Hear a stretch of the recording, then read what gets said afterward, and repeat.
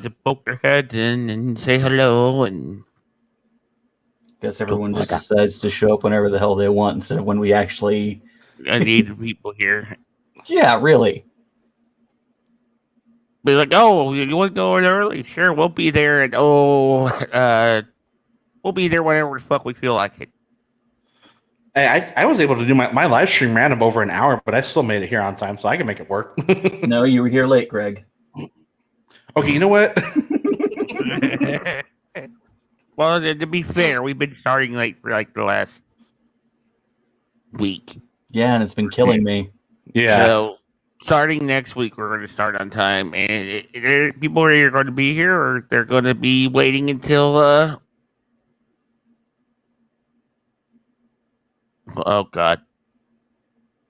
Son is something else. Oh no! What the fuck? Is it porn? Oh, that's some terrible porn. It might as well be. Oh God! Damn it, son! That's some nasty, nasty porn right there. That was very nasty porn. Man, that Hey, did you guys see one of the biggest Olympic gaffes so far? Oh no! What happened? I forget which. I think it was either Reuters or one of those dumb sports sites. It was a shot of one of the Olympic climbing segments with the one of the Gundam statues in the background. They called it a transformer. God damn it! I'm gonna have to go yell at them now. Oh, they've already heard. They've already been ratioed pretty hard by the weebs. 20 million people live in Tokyo. Now, son's just sending random stuff to fuck us up. I'm just sending memes at this point. Hey, shitpost, go for it. Yeah, no, that's and see, that one's actually funny. That one's funny. That is good. Okay, sure. My fiance, hold on. Like, look at this. It says, "Why are kids calling themselves submissive and breedable? Like, go do your homework. It needs to be submitted." Oh God.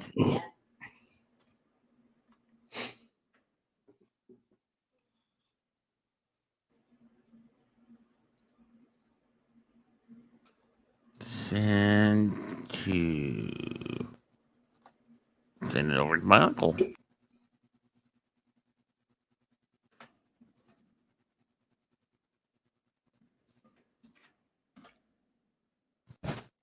Over to my kid who starts her job next week.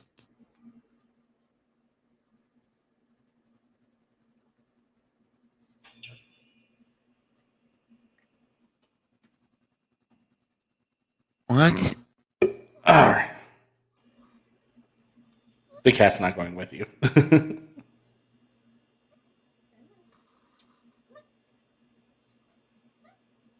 That moment your fiance's cat likes you better than her. He's laying right next to me. She's trying to coax him out of the room, and he's not budging.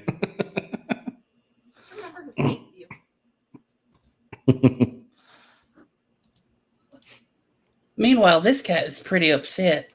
Oh no. Yes. Yes.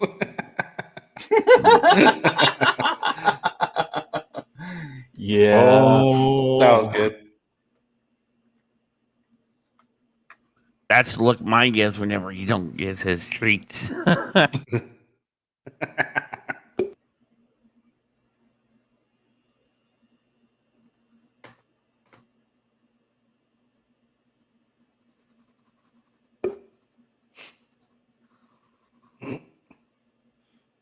But this is good. We end Bad Batch next week, and same day. Well, no, 6 days.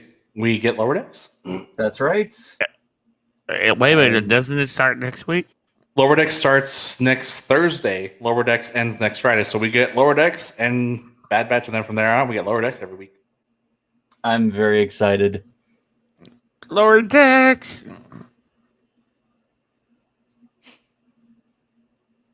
You know, as much as I don't like the show, Boimer is my favorite character. So here's the spiciest one tonight.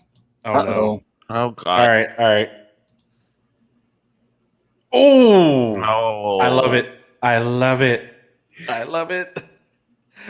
I may be a liberal, but I can laugh and appreciate that. That is hilarious. Hey, it doesn't matter what part of the spectrum you lean. You do bad, you pay the consequences. That's not true, especially when it comes to Cuomo. You hear what CNN did? They told his brother to take a leave to go advise him.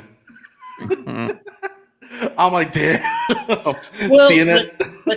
let's be honest. That there was a blatant conflict of interest, and everybody saw it, and nobody did shit when they did the what was it, the Q-tip skit. Mm-hmm. Yeah. But no, you like I keep making this joke with the little, with the Heath Ledger Joker. It's like, you kill 15,000 grandpas and grandmas, nobody bats an eye. You suddenly start harassing women, and everybody loses their minds. Yep.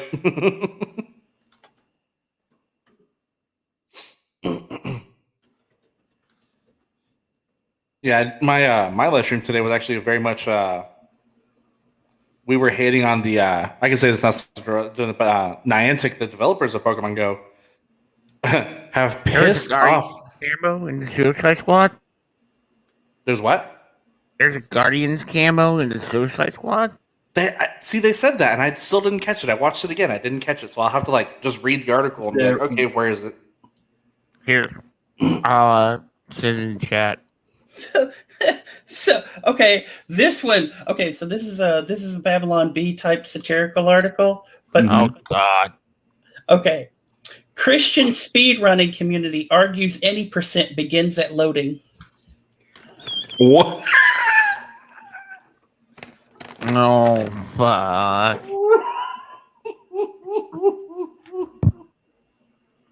I'm done. I gotta mute. Good night, folks. That's it. We're done.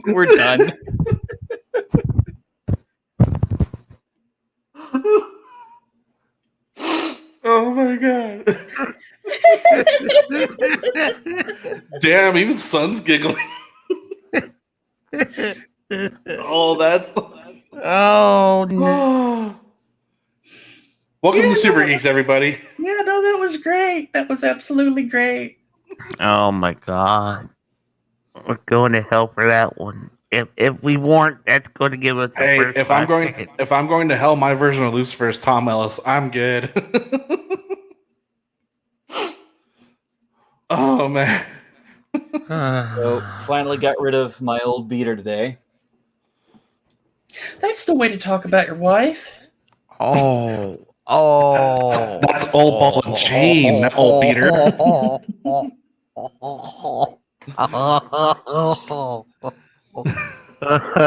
What? You don't remember the depictions of wives with the rolling pin? Welcome to Super Geeks Celebrity Deathmatch. We have Ross, Eyebrows of Doom, up against Sun Ciel. Justin, the complaints email, please. I'm not sure people will be complaining to me or about me. I'm pretty sure you're the one that said beater. Car, the old beater car. My old Buick, which broke down last week. Okay. Well, that's different. Should have clarified. Well, it's commonly known in a mechanic world that when you say old beater, it means car, old car. But I don't exist in the mechanical world. I was about to talk about how semi-emotional it was because of all the memories that were in that car, but yeah, that probably and all the stains. Oh, I'm guessing a Jackson. Oh, now the minivan.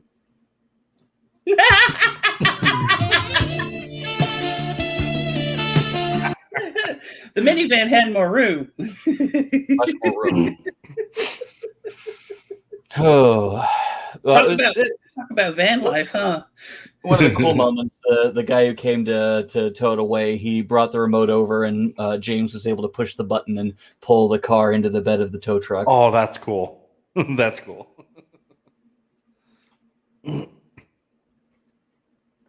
it was the funniest thing. My son, this was a few weeks ago, but my son was in my truck. I just let him stand up in the driver's seat while we're here at the apartment. I was putting on something, and he just goes and hits the horn. And he just looked at me like big old eyes, like, oh God.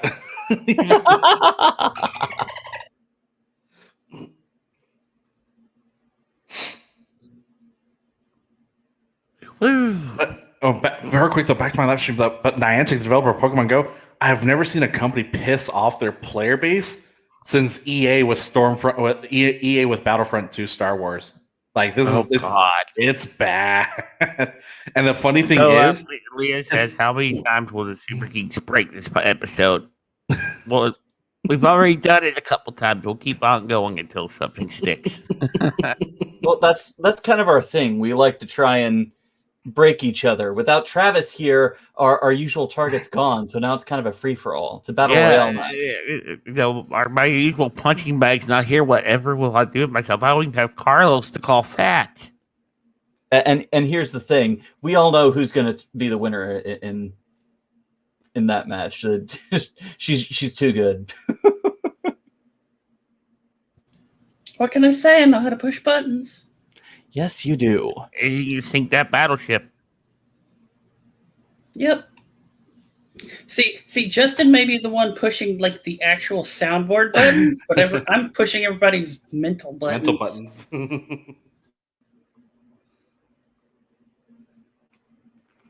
All right. My links are posted as many places as I can get. How about you guys? I got everything going. I'm just going to clean up some of the clutter from here. Oh my God. It's Rayna. Wait, what? Hi, guys. Oh, do you have Travis chained down somewhere in the room? No. Okay, is he tied Why up not? somewhere? Yeah, you got Travis tied up somewhere, don't you? All right. Wait, hold on. Sorry, real quick, Ross. Prove you have Layne.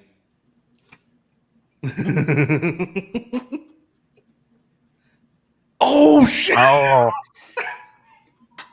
Oh, Carlos is so going to regret missing out.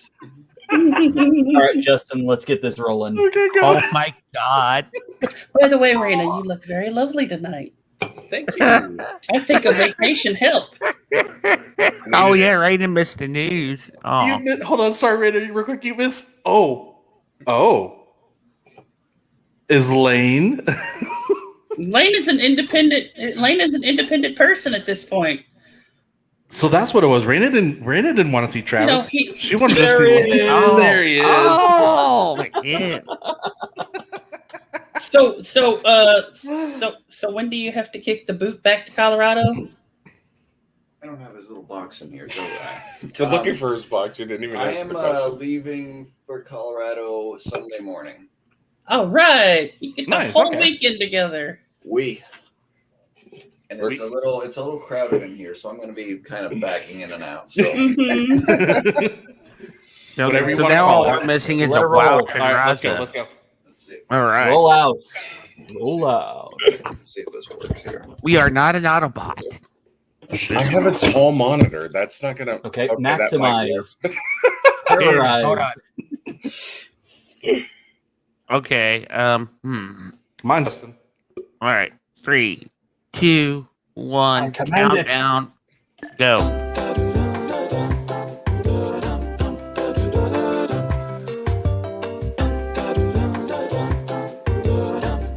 I really should change that damage count.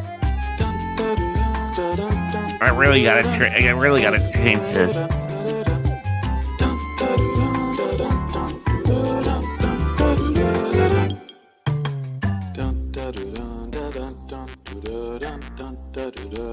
Get ready, right?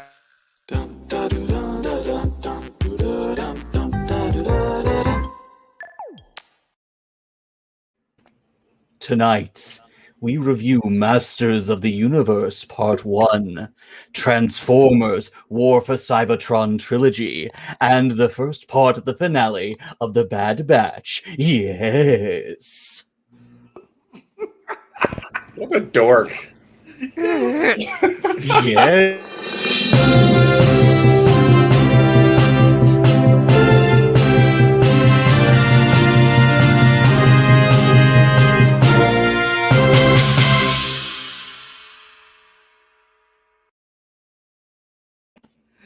And welcome to this episode of the Real SuperGeeks on today, the 6th of August, 2021.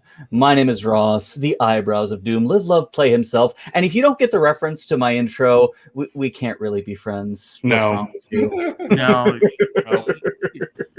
Okay, I guess I'm I'll kidding. leave. I'm kidding, of course. These things can be correctable. Hello. And joining us once again is our lovely array of hosts, bringing in all and a double feature over with Rayna. Let's lead off with you two. You guys had a great vacation together. Tell us a bit. Summarize it for us as best you can. Okay, well, technically the vacation isn't over yet, but after some crazy shenanigans Thursday and Friday, Rayna actually flew out to Denver on Saturday morning. and more crazy shenanigans ensued. I'm assured. Let him tell the story. From there, we got coffee with my sister and pretty much went out to Nebraska and camped at Lake McConaughey for a few days. We only got into town. We got back into town last night at like 12:30 or so. It was pretty late. It was pretty late. And today we just kind of spent the day here in Killeen. We actually got a chance to binge this because Rayna's going to be watching Lower Deck Season 2 with us next week. Outstanding. Nice. It was relaxing and much needed. And where are you on your Star Trek binge catch-up? I had Or finished journey, I should say. I had finished season 1, and he has convinced me. I think I'm going to watch season 2 straight through, watch the whole series straight through because. So basically, during this trip, we were just sitting there camping. It was like one night we were by the fire, and it was like he was telling me like just hours and hours of like stuff about Deep Space Nine. I'm like, Jesus Christ, I need to get through TNG to get to this because this sounds fantastic. Mhm. Now, here's the most important question of all. You guys were on a camping trip. Did you have marshmallows? We did. And did you sing "Row, row, row your boat"? We didn't sing No. row your boat. No. Okay. Here, hold on. Did you talk about Gilgamesh, a king? No. What? Talk about that? No, we didn't talk about no fucking Gilgamesh. What are you Gilgamesh talking and Enkidu on the ocean. Mm-hmm. Darmark Angela No, at Tanagra. He isn't that far, guys. No, but just let her get there, guys. Let her get there.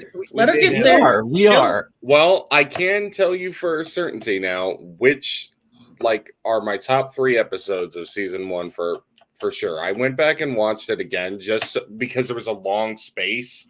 Yeah. And let me tell you, going through fucking Justice and Code of Honor again made me want to kill myself. Yeah. But I stand Yeah, by that my that's favorite everything. episode in season 1 easily is the battle. It's gonna Those stick two with me. Those two Okay, yeah. episodes has that effect on all of us. Look, Those all are right. not- We'll do Code a of full Honor. segment on your catch-up so far, but we've got more hosts to get through. So, thank you, Travis and Rayna. Glad to have you back with us. Greg, how about your week? How's it going? And your My week lovely is fiance in the background. And by the way, happy belated birthday. Yes. Oh. Birthday indeed. Happy birthday. Thank you guys. Appreciate it. Yes, Ross broke the news that Rayna and Travis missed. I got engaged this week, so Leia is now my fiance. Congratulations. Congratulations, Greg. No. But to make this short and sweet, she went into the bedroom so she could hear the podcast. She can't hear through my headphones, obviously. But yeah, we got engaged here this week. It's been a great week. I also was able to stream on my channel for the first time in a while, so I'm back here with you guys to actually review some really fun stuff. It's gonna be fun. Yes.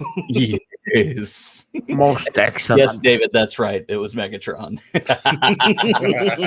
Congratulations. Oh, thank you, Greg. Justin, Thanks, how Travis. you doing this week?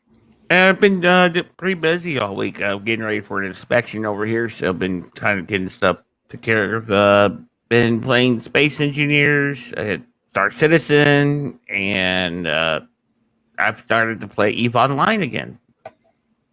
I I'm don't so know how. sorry. Yeah, I know. I don't know why I get talked into these things, but hey, whatever. Peer pressure's a bitch, right? Eve is fun. If you just enjoy sitting down and looking at stuff. All right, son. How have you been this week, and where the hell are you? This week's not been great. This week's been week 2 of food poisoning. Ooh, What? Yeah, Oh. so yeah, that's that's shitty. Yeah, literally.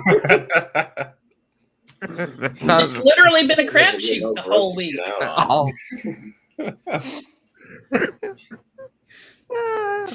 So yeah, I felt homesick this week, so I'm in the Zora Hall. Hey, Zora! Nice. Thought I'd at least hear the band. Real quick before you move on, we are now on Anchor FM, and you can find us by going to anchor.fm, the Real SuperGeeks, which will also put us on Spotify and multiple other platforms coming up soon. Hey. That's right. We're moving up in the world, folks. Only 200 something episodes. Something like that. 25 viewers. We've rebranded and rebooted so many times since George founded this thing 5 years ago. I mean that is a total George thing, is to just keep constantly rebranding the same thing over and over. This is your official Snyder cut of the Super Geeks podcast. Yes. Well, that and inviting completely new and random strangers in that suddenly become good Greg friends. and Travis and Rayna. Hey, Dia in Twitch chat. All right. As for me, a lot of the same old. Busted my toe about 10 minutes before the podcast started, so if I wince a little bit, that's why. No. That's what I get for getting frustrated and kicking something while barefoot. Lesson learned. So what have we learned? I already said lesson learned, Justin. Thank you. Otherwise, it's Gish Week, the greatest international scavenger hunt, and the lady and I have been doing all sorts of crazy and weird bits of creativity and civil disobedience. Isn't that the one that Misha Collins is a big part of? That's correct. Yeah, I've heard of it. I've never been a part of it. Like, I follow him on social media because, Yeah, it's her favorite time of year. She looks forward to it and just has a blast each time. She did a blindfolded painting earlier today, trying to recreate Starry Night. She did up her face in cat makeup in yellow and black stripes because she was trying to be a beeline, a bee cat hybrid, and then did a dance. Hydrate. I missed you last week, Travis. No one was doing any redeems.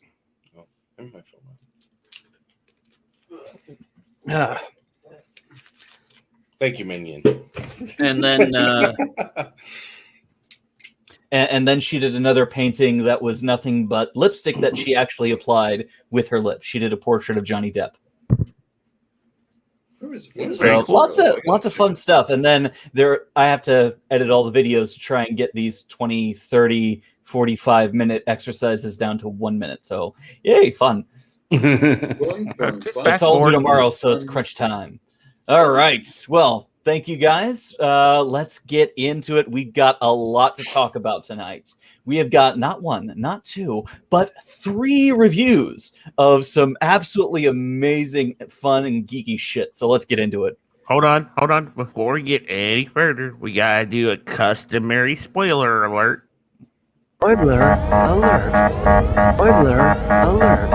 Spoiler alert. That's right. Spoiler alert for The Bad Batch, Masters of the Universe, and Transformers War for Cybertron trilogy. All 3 of them. Which I will step out on because I have not looked at that. Gotcha. So let's go first with Bad Batch, episode 16, the finale. 15. Part 1. 15. Bad Batch finale, episode 15, part 1. I about lost it at the end of that episode because I did not see part 1 of 2. And I thought that's where they're ending the season. What? I forgot to. No, Yeah, no way. I'm going to. Oh, okay. That was my reaction. I was like that mine too. because Ross, I was like that too because I didn't notice the part one until the end, and I saw that happen. It's like, really, they're really going to do that to us? And then like, oh, it's part one. Okay, So I'm going to come out and say this right off the bat. We were right, but wrong. Yeah. So summarizing the episode as quickly as I can, Hunter has been captured and taken back to Camino. Crosshair, using his comm device, lures the Bad Batch back to Camino, where we see that the facility, the city, the entire city has been practically cleared out. There are no clones left. Nothing but TK troopers and, of course, Crosshair's commando squad. Bam, bam, They- bam. Omega sneaks everyone in through a hidden platform, and they make for where Crosshair is holding Hunter, waiting for everyone to arrive. And when they do, Hunter begs them to join him. In the complete opposite of what we were expecting. We were expecting them to go to him to try and bring him back, but instead, he traps them and begs them to join him. Not only is he lamenting the fact that he was left behind, that he's had to hunt them, but he laments the fact that he isn't with them, fighting with them. He wants to be part of the squad again. He wants the squad to be together again like they used to. Yeah. Except he wants to fight for the Empire. That's not even the shocking part. His inhibitor chip is gone. It is non-functional. And implied in the episode, as best I can tell, it happened when he got that face full of engine exhaust to the face, or engine blast to the face.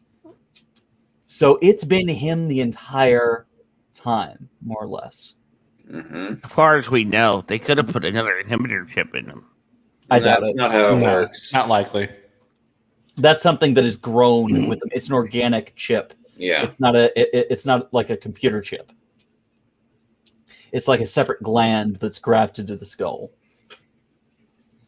So the episode concludes with the commando squad being more or less dead, with one survivor, riding off the clones, and Admiral Rampart begins bombarding the city.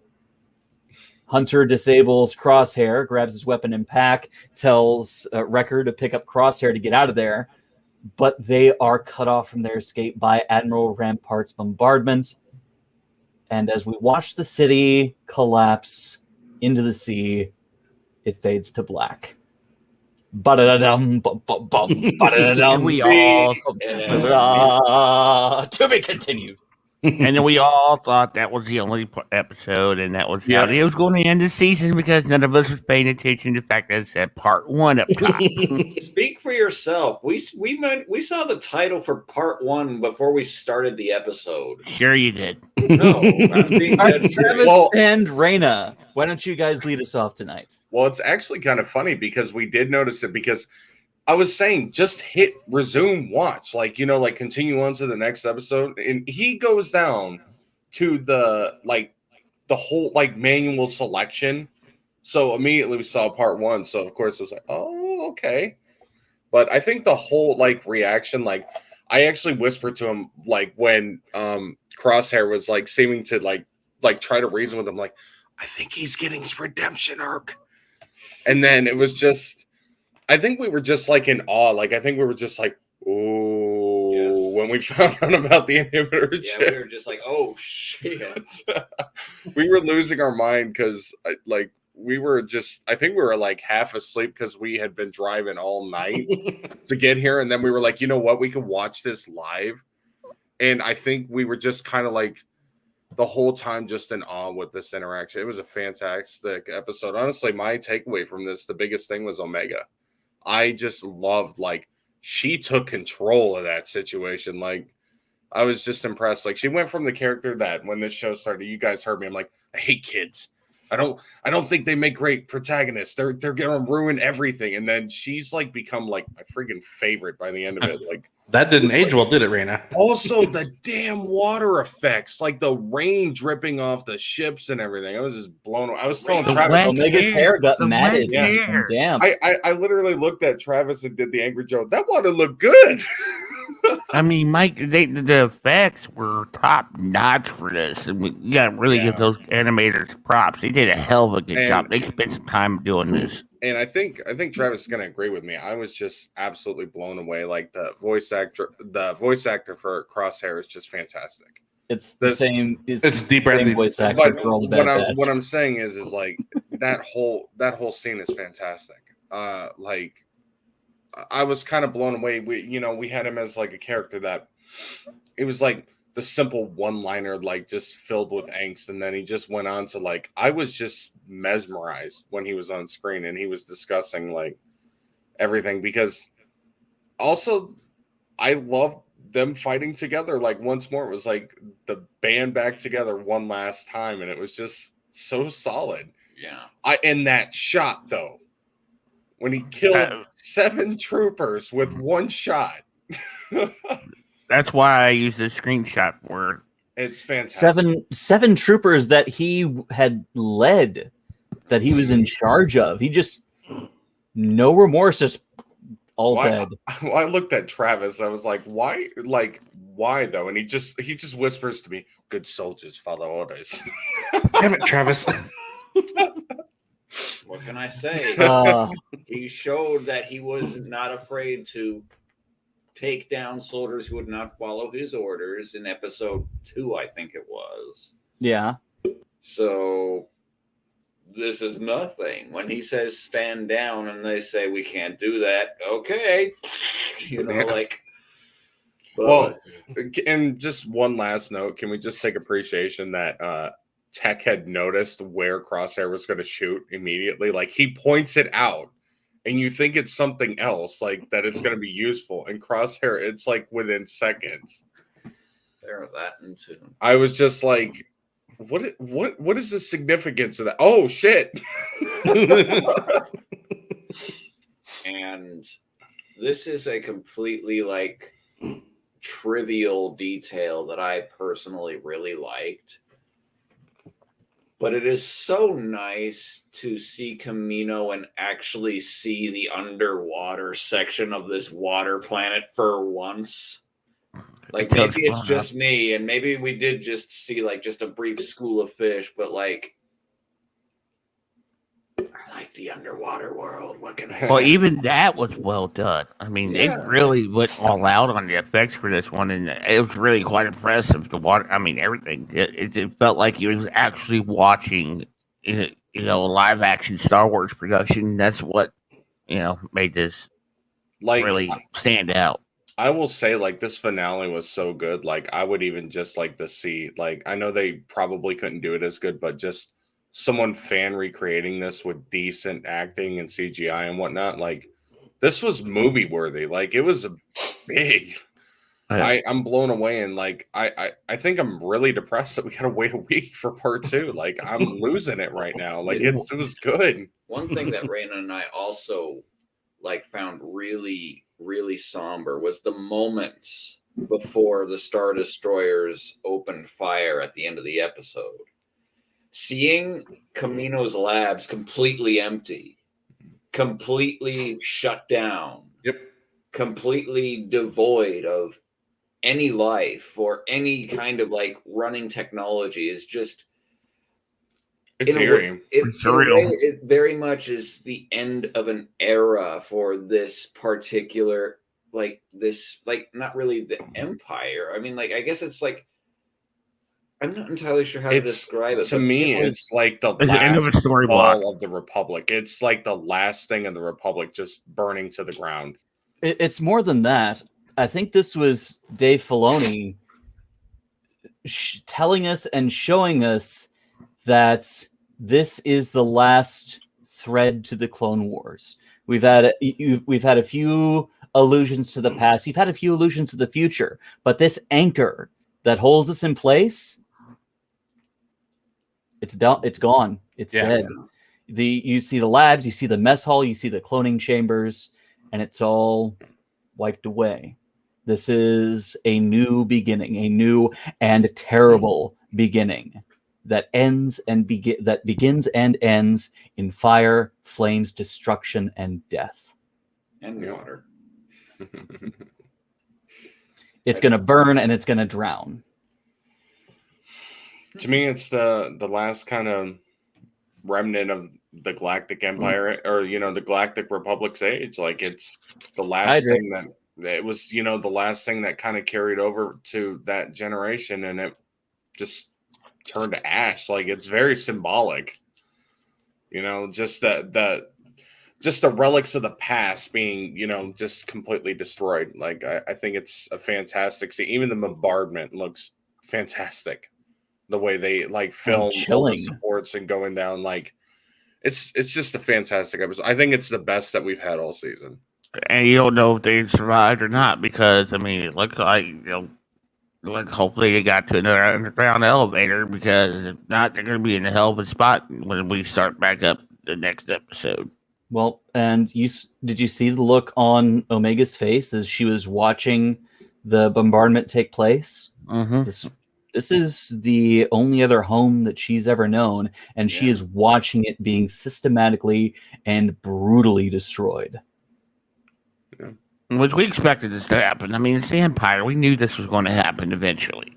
And David Tarkin with his iconic, "You may fire when ready." You're far too, And how about seeing Tarkin? far too trustworthy. Tarkin is Star Wars' greatest villain. Yeah. Yeah. Tarkin makes Vader look like a first-rate. He's the only one to ever tell Vader what to do and not get killed. Yeah. Exactly. They tried to recreate him in General Hux, but Hux was just a weenie compared to Tarkin. He was a Weasley. What do you expect? Fire! I'm Hux. I don't care if you win. I just want Kylo Ren to lose. I'm a petty child. Anyway. If I may with Batman, I've never had an episode that good piss me off. The second Crosshair comes in and doesn't immediately say, "I'm going to kill you, Hunter," basically hinting the redemption arc, or that literally that he just wants to be back with his old team. Like, no, this is not what I wanted. He wants the team back with him. Yes, he does. And he wants to fight for the Empire. That's the I'm sorry, Greg. I was about to completely walk over you. No, you're okay. It's just I was like, no redemption. None. He can't have it. And yes, is it technically a redemption arc? Because he's I told you Greg was going to bring that up. I told you. I knew it. I called it. Let him finish his thought. I get that, and then of course I get he wants his team back. So clearly he will always have a soft spot for the team. That's made clear this episode. He's not going to hurt them. He obviously killed the team he trained way before he's going to kill his brothers. But my big thing was I was a little shocked when he's like, "Oh, I hadn't had my inhibitor chip in months." I'm like, oh, so what we had this entire time was real Crosshair. So my thing is clearly they're not going to join Crosshair to fight for the Empire with him. They're just not going to do that. So of course that stand, I was like, okay, Hunter's going to kill him, and then stuns him. Like, and that's Hunter. So, but like I said. I stressed, I never had an episode this good piss me off. The episode was outstanding. It didn't go the way I particularly wanted it to, but it was good. For a penultimate episode, it was really well done. That aside from the effects, Omega's tone the whole episode said it. She was she was only excited at the end to obviously see Hunter. But the second she comes back to Camino, as much as it's home to her, she is just depressed the whole time. She knows it's over. She's like, yeah, I was made here with you guys. Yeah, that's this. Yes, this is private lab. And then she knew from the get-go it's over. Like, it just was so heartbreaking for her to realize that. Go ahead. One detail that I picked up on, she was alive and aware of the Bad Batch being created. Omega means is older than the older. squad. Now I don't. Now that makes sense, but at the same time, she was. How do I put this? She was unaltered, like Boba. So they are the proper age. The Bad Batch are very clear that they're accelerated growth. But yeah, technically, she is older than they are. So she is. I guess Wrecker has a big sister now. Hey, as long as the Toru Jade Chan relationship remains, Right? Yeah, that's fine. But that's so instead of Greg. Wrecker being like, "Oh, she's my little sister," Omega can sit there like, "Yeah, I'm his big sister." Greg, Yeah. they're there on your redemption arc. They're there. there's no redemption arc. Like, we actually have a very cool theory about this. Rayna brought this up in the car earlier today.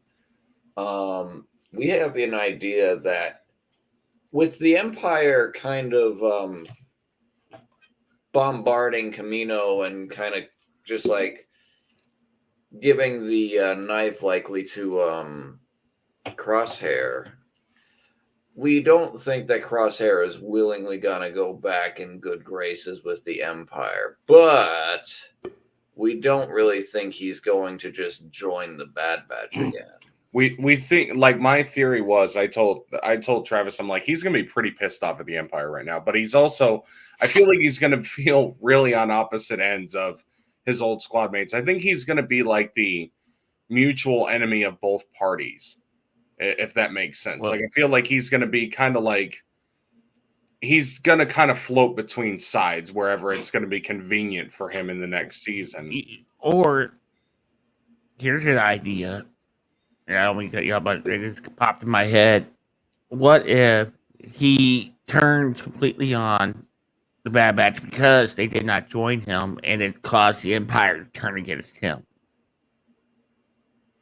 I think that Hunter is savvy enough to understand that he wants to fight for the Empire, but I think he gets that the Empire sees him as expendable because, like he said, or like Hunter was telling him, they're going to phase. The clones are going to be obsolete too, not the ones that matter.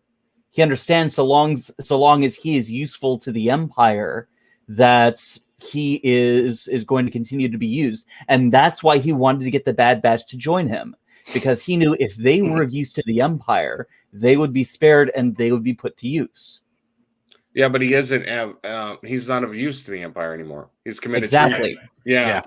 I think that Crosshair is going to go through some kind of self-evaluation after with the next season. I don't know what's going to happen with the next episode, but I think the next season, if he sticks around, he's going to be doing some introspection. He's going to be grumpy about it. He's going to want to stay with the squad, I think. Whether or not he's going to fight with them is a different question.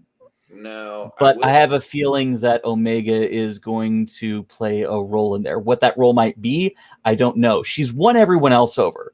It's quite possible that she might win him over too. Real quick, before Travis says anything, I did want to point out Omega was spared by Crosshair. He made it a point to get her off the planet. That's true.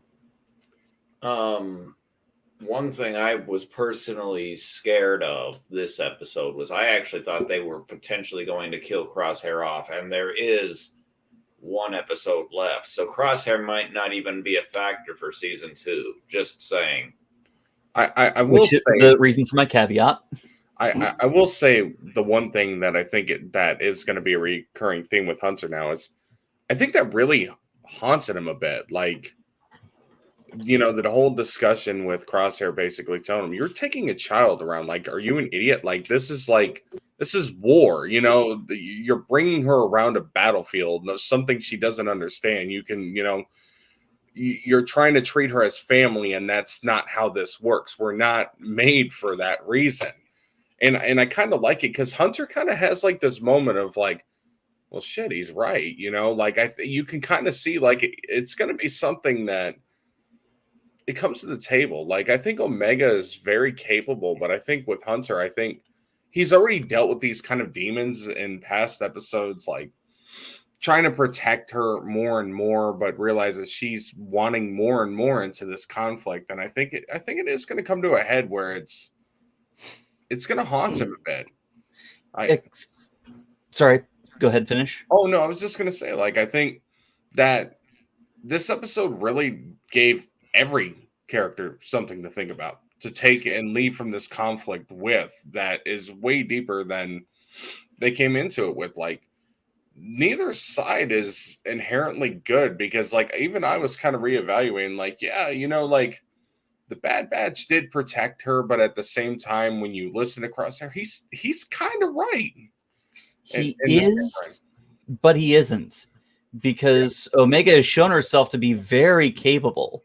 Maybe not in, she's not Wrecker by any stretch of the imagination, or Hunter, but she is very capable on the battlefield. Her innate talent in strategy, reading the situation and reading people, has saved the Bad Batch on multiple occasions. Well, and her, and it's just, I'm sorry. And she's shown herself to be an asset. And Crosshair hasn't seen that. He didn't get a taste of it until she sicked the combat droids on them. Like, that's the thing, is that's what I'm saying. Like, I think I don't think she's ever gonna like be truly pulled from the conflict. I don't think so. Like, but I do think she's still a child. I think we got to keep this in mind, that what she's seeing, what she saw, that horrified look in her eyes, like, this is war. Like, this is, like, she's been in conflict, but this is straight up like what they're against. They're all kind of facing, like, it was one thing to take on droids and the separatists, but like, this is like full on, like, the Empire is not screwing around. They're burning everything they know to the ground. Hydrate. But I feel like this episode kind of resonated with me on a deeper level, where I was like, I actually kind of felt for Crosshair and Orion, because he's, like, he's not, like, he's a bad guy inherently, but at the same time, he's kind of like, this is the way things are now. Like, I feel like if I were in that scenario and the Empire was taking over, and I mean, they're taking over, this isn't like some small scale thing, they're taking over the entire galaxy. I think his mindset is less about, well, like, this is just the next army we're going to. No, the Empire is how things are now. This is like before our rebellion. This is before like any sort of thing. It's the Empire, and that's it. And they stand alone. And I kind of was like, well, you know what? Hunter kind of even seemed like, kind of debating it with himself. Like, I know it wasn't like inherently safe, but you could tell he was kind of thinking about it. Like, if anything that this style does is it does expressions well, and it looked very much like Hunter was kind of taking in everything Crosshair was saying and kind of weighing it in his own head. It's less about right and wrong and more about the reality of what they're up against. This is a titan of destruction that they're up against. It's a different era, and I think that that's what they're getting used to. There's no need for clones. They've got soldiers and armies, without the need of that. They have ships that are wrecking planets with ease. Like, I think they're kind of getting a taste of how powerful the Empire is. In one foul swoop, they burn everything around them to the ground. Well, they took over Camino. Yeah. Took all their scientists, killed all the politicians, killed everyone who wasn't of immediate use, and then stripped it bare. And that was very effectively shown off as we got those final glances at each of those empty and barren rooms of those proto stormtroopers carting away crates and crates of material of who knows what. And of course, the report from Admiral Rampart to Tarkin saying that the Kaminoan cloning technology is now under the full control of the Empire, and God knows what they're going to do with it. Dark Trooper, among other things. Yeah, Like, another Yoda. Whew. So, Son, what are your thoughts on our thoughts? Did Justin go? I'm not sure that he went. I did. Okay. So I've been taking notes this time, as we've been talking. Rayna, you were talking about how Crosshair was telling Hunter, that this is no place for a child. This is a war and all that kind of stuff. And actually, kind of the way you were talking about it kind of reminds me of season 1 of The Next Generation, Picard's reasoning for the hatred of children being on the Enterprise. It feels very much like that in a sense. It's not exactly the same, but kind of. Like, yeah. It's like this is like the most space. this is like the most advanced ship in the fleet, and there are children on board. What the hell? And it's like literally everyone else has the same fucking logic. You're like, you are literally sending this ship off into the unknown, and you've got children on board. All those kids. Hey, So it's fine. You've got a giant lifeboat for them to take off in anytime there's anytime there's trouble. And we That's would not have gonna never be gotten this dramatic at classic all. line. We would have never gotten this. Shut up, Wesley. And he only used it twice. Yep. That's a shame. The second thing is that you all have been talking about this meeting between the two, like between Crosshair and the Bad Batch itself. And the way you keep talking about it reminds me of so many of the stories of the conscripted / the enlisted families during the Civil War. Like the not high rich Southern families and shit. I'm talking about like the ground level grunts that were conscripted from poor families that talk about this shit all the time, about how the Civil War literally tore their family apart. And that's what that reminds me of. And having that context, applying that context to an episode, even if you didn't realize it before, that could apply to what's going on right now as well with families today and the political climate that exists today. There's a subreddit called Q Casualties. Sad stuff. Very sad stuff. Then I also have my crazy theories for the next episode. Let's hear them. Okay, so this is a George theory because it's purely fan wank. Hey, the best theories for the show. Carlos Pedraza comment. Okay, continue. Okay, so as this little module is sinking into the ocean, a convenient bongo passes by. You know the Naboo the Naboo bongo from the first movie. It's a submarine. Yeah, the submarine one. I mean, at least that's all I know is it was called a bongo. You know what, Greg? What's up? I just thought, we're always talking, where you and I are always going back and forth about Grogu. I'm just picturing in my head just some fan material of them taking all this stuff from Camino and that being the reason why. Oh, well, this is about the time that they do have Grogu, that they start experimenting on Grogu to make the Dark Troopers we see later on in Mandalorian. Yeah, so this could be a very much precursor. I was going to say, before we go off to the what's going to happen next episode, did anyone else, when they're going through, when they land, when the Bad Batch land, did anyone else notice the classic attack Star Wars Episode 2 theme kicking in when they were on their way to the secret lab? Yes. Yeah. Okay. Yeah, because I heard that. I'm like, wow, they brought out the big guns for that one. Because I heard the theme, that's not newly recorded for a new show. That was the old school theme right there for Attack of the Clones.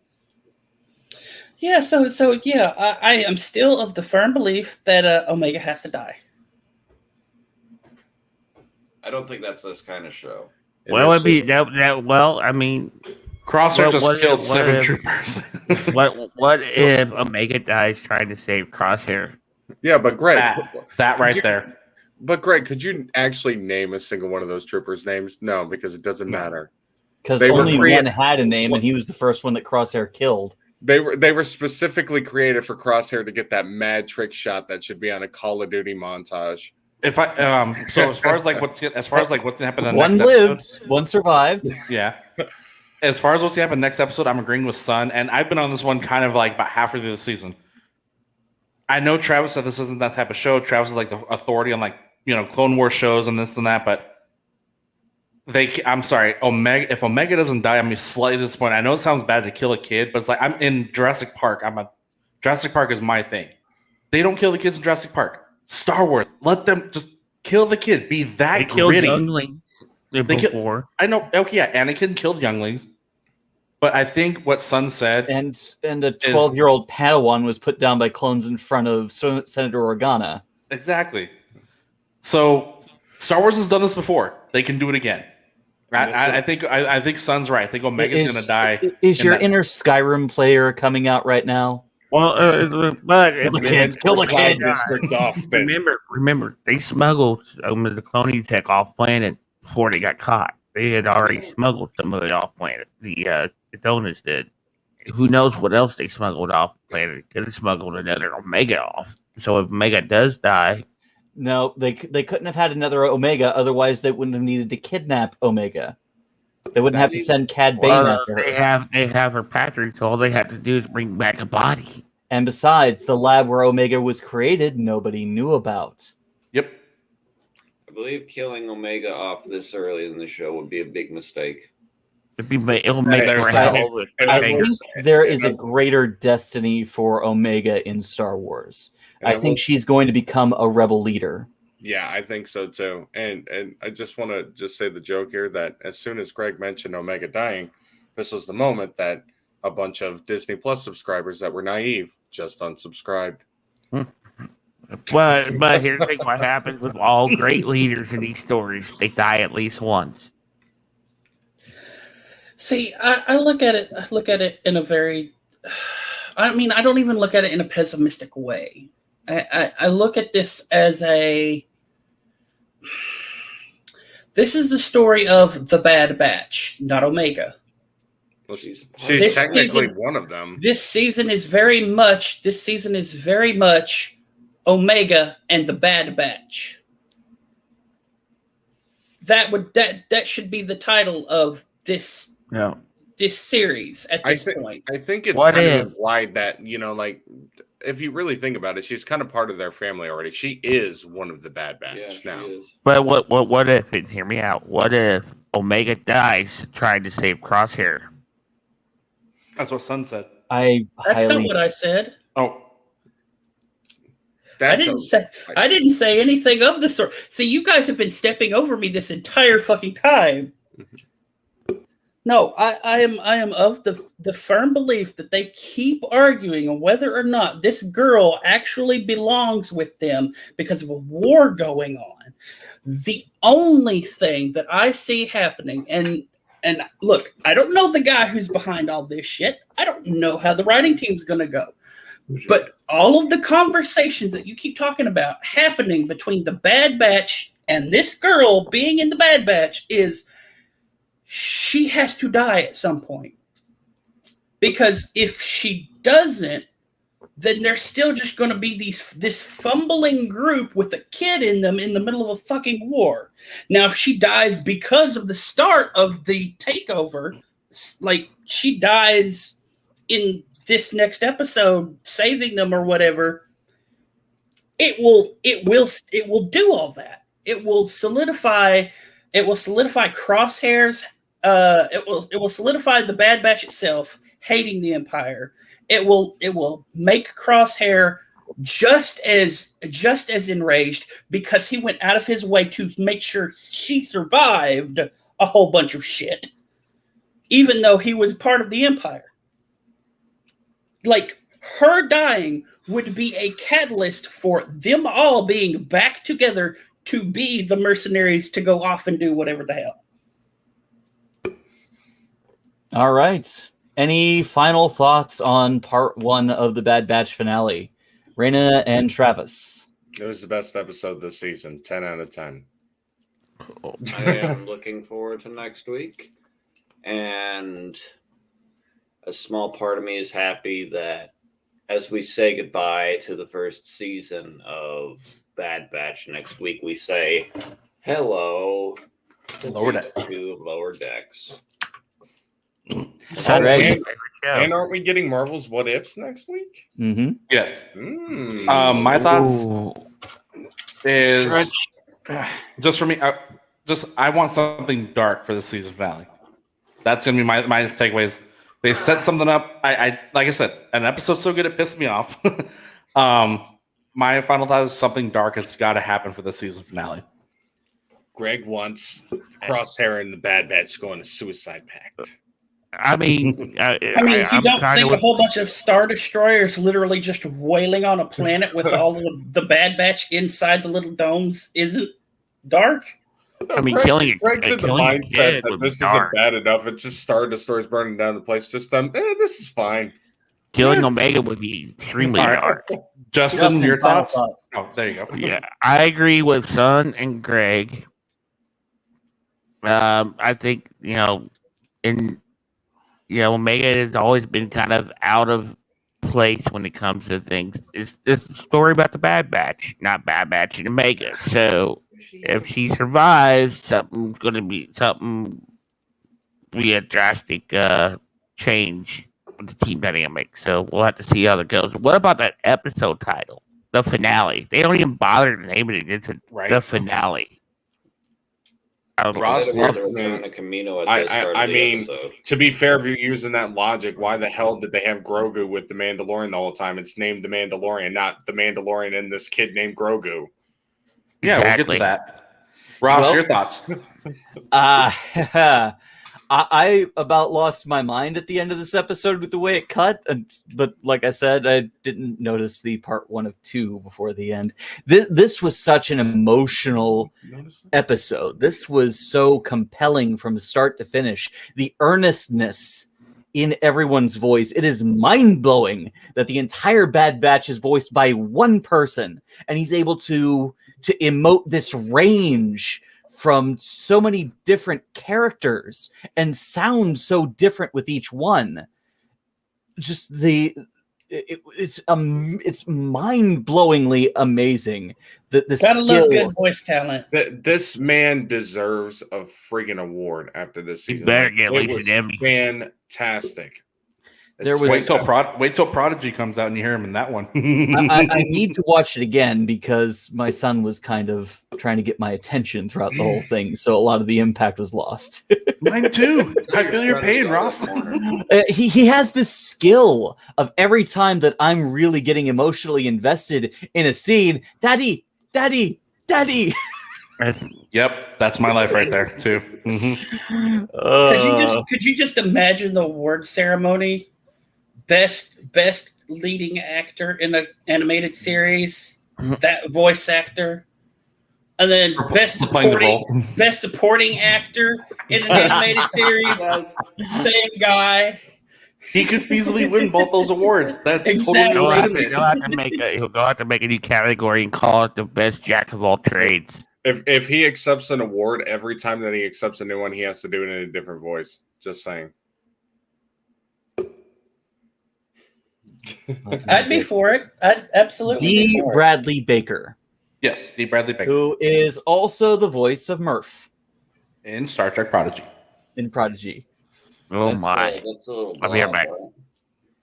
Yes, but here's the real question: is Murph a RoboCop? Oh Christ! Murph is an amorphous blob. Maybe like Trills. Only blobs. Who eats starship parts, apparently. Oh God! All yes. right, that will wrap up our review of The Bad Batch episode 15. I'm eagerly anticipating the next episode. I know you guys are too. Thank you for your thoughts on that. And now it is time for part 1 of Masters of the Universe. Yes. Whose son? You said you weren't watching this one, I believe. I'm not watching this because of the way Kevin Smith acted. No way. Justin, Okay. you said you didn't watch Masters of the Universe either. he I didn't get Transformers. There's really not much I can say other than Blizzard shit. Okay, so We caught up. throw up that spoiler warning. Spoiler alert. Spoiler. Shut up. Well, Shut up. alert. Shut up. Spoiler alert. Okay. Okay. Are you having technical difficulties, Is Justin? it- kidding. Yep. It's good. All right. Hey Netflix guys, has dropped the first 6 episodes of their Masters of the Hold on. Universe Hold on. series. but we were gonna drop in for the Bad Batch, but like the other topics we haven't like well versed on, we're still kind of burned out after. So we're gonna Well, actually you're welcome to stay if you want to and deliver whatever commentary you feel like as we geek out over it. I'm kind of honestly a little tired still. Yeah, so- like that drive yesterday, like we're just honestly just friggin' burned out. like All the right, yes, you guys Brad. get Alright. some rest then. Well, Is there, wait, before you go, is there anything y'all watched this week? Like Yes. a bunch Disney of Roulette. Campfire. we didn't do a Disney roulette this week because Oh, I mean, it's just one of those things where we just didn't have the time. So it'll come back hopefully before too long. But as I said at the start of the show, we actually binged the first season of Lower Decks just now. gotcha. Mm-hmm. I actually liked it. Like, if we're gonna take comedic takes on Star Trek, I actually liked it more than the Orville. I And- freaking You Ah, were dead to me, Rayna. You were dead to me. And you got some of the references because you've seen Oh, the first thi- season.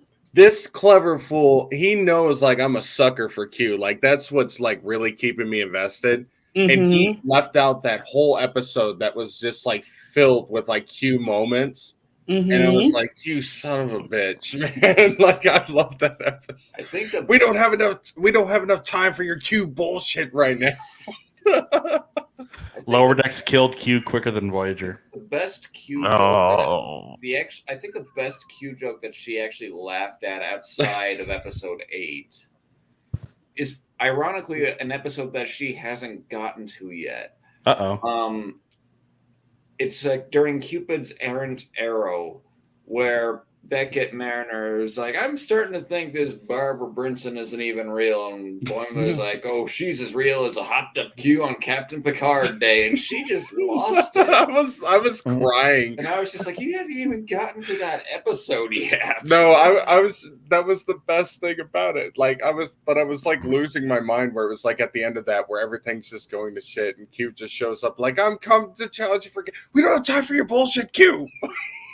I was losing We it. have turned another one. Haha, Greg. It's good. All right, guys. Well, thank you for sharing. Have a good Have a night. good night, Get some guys. sleep. Brother We'll see you Rayna, guys. enjoy the rest of your trip and have fun.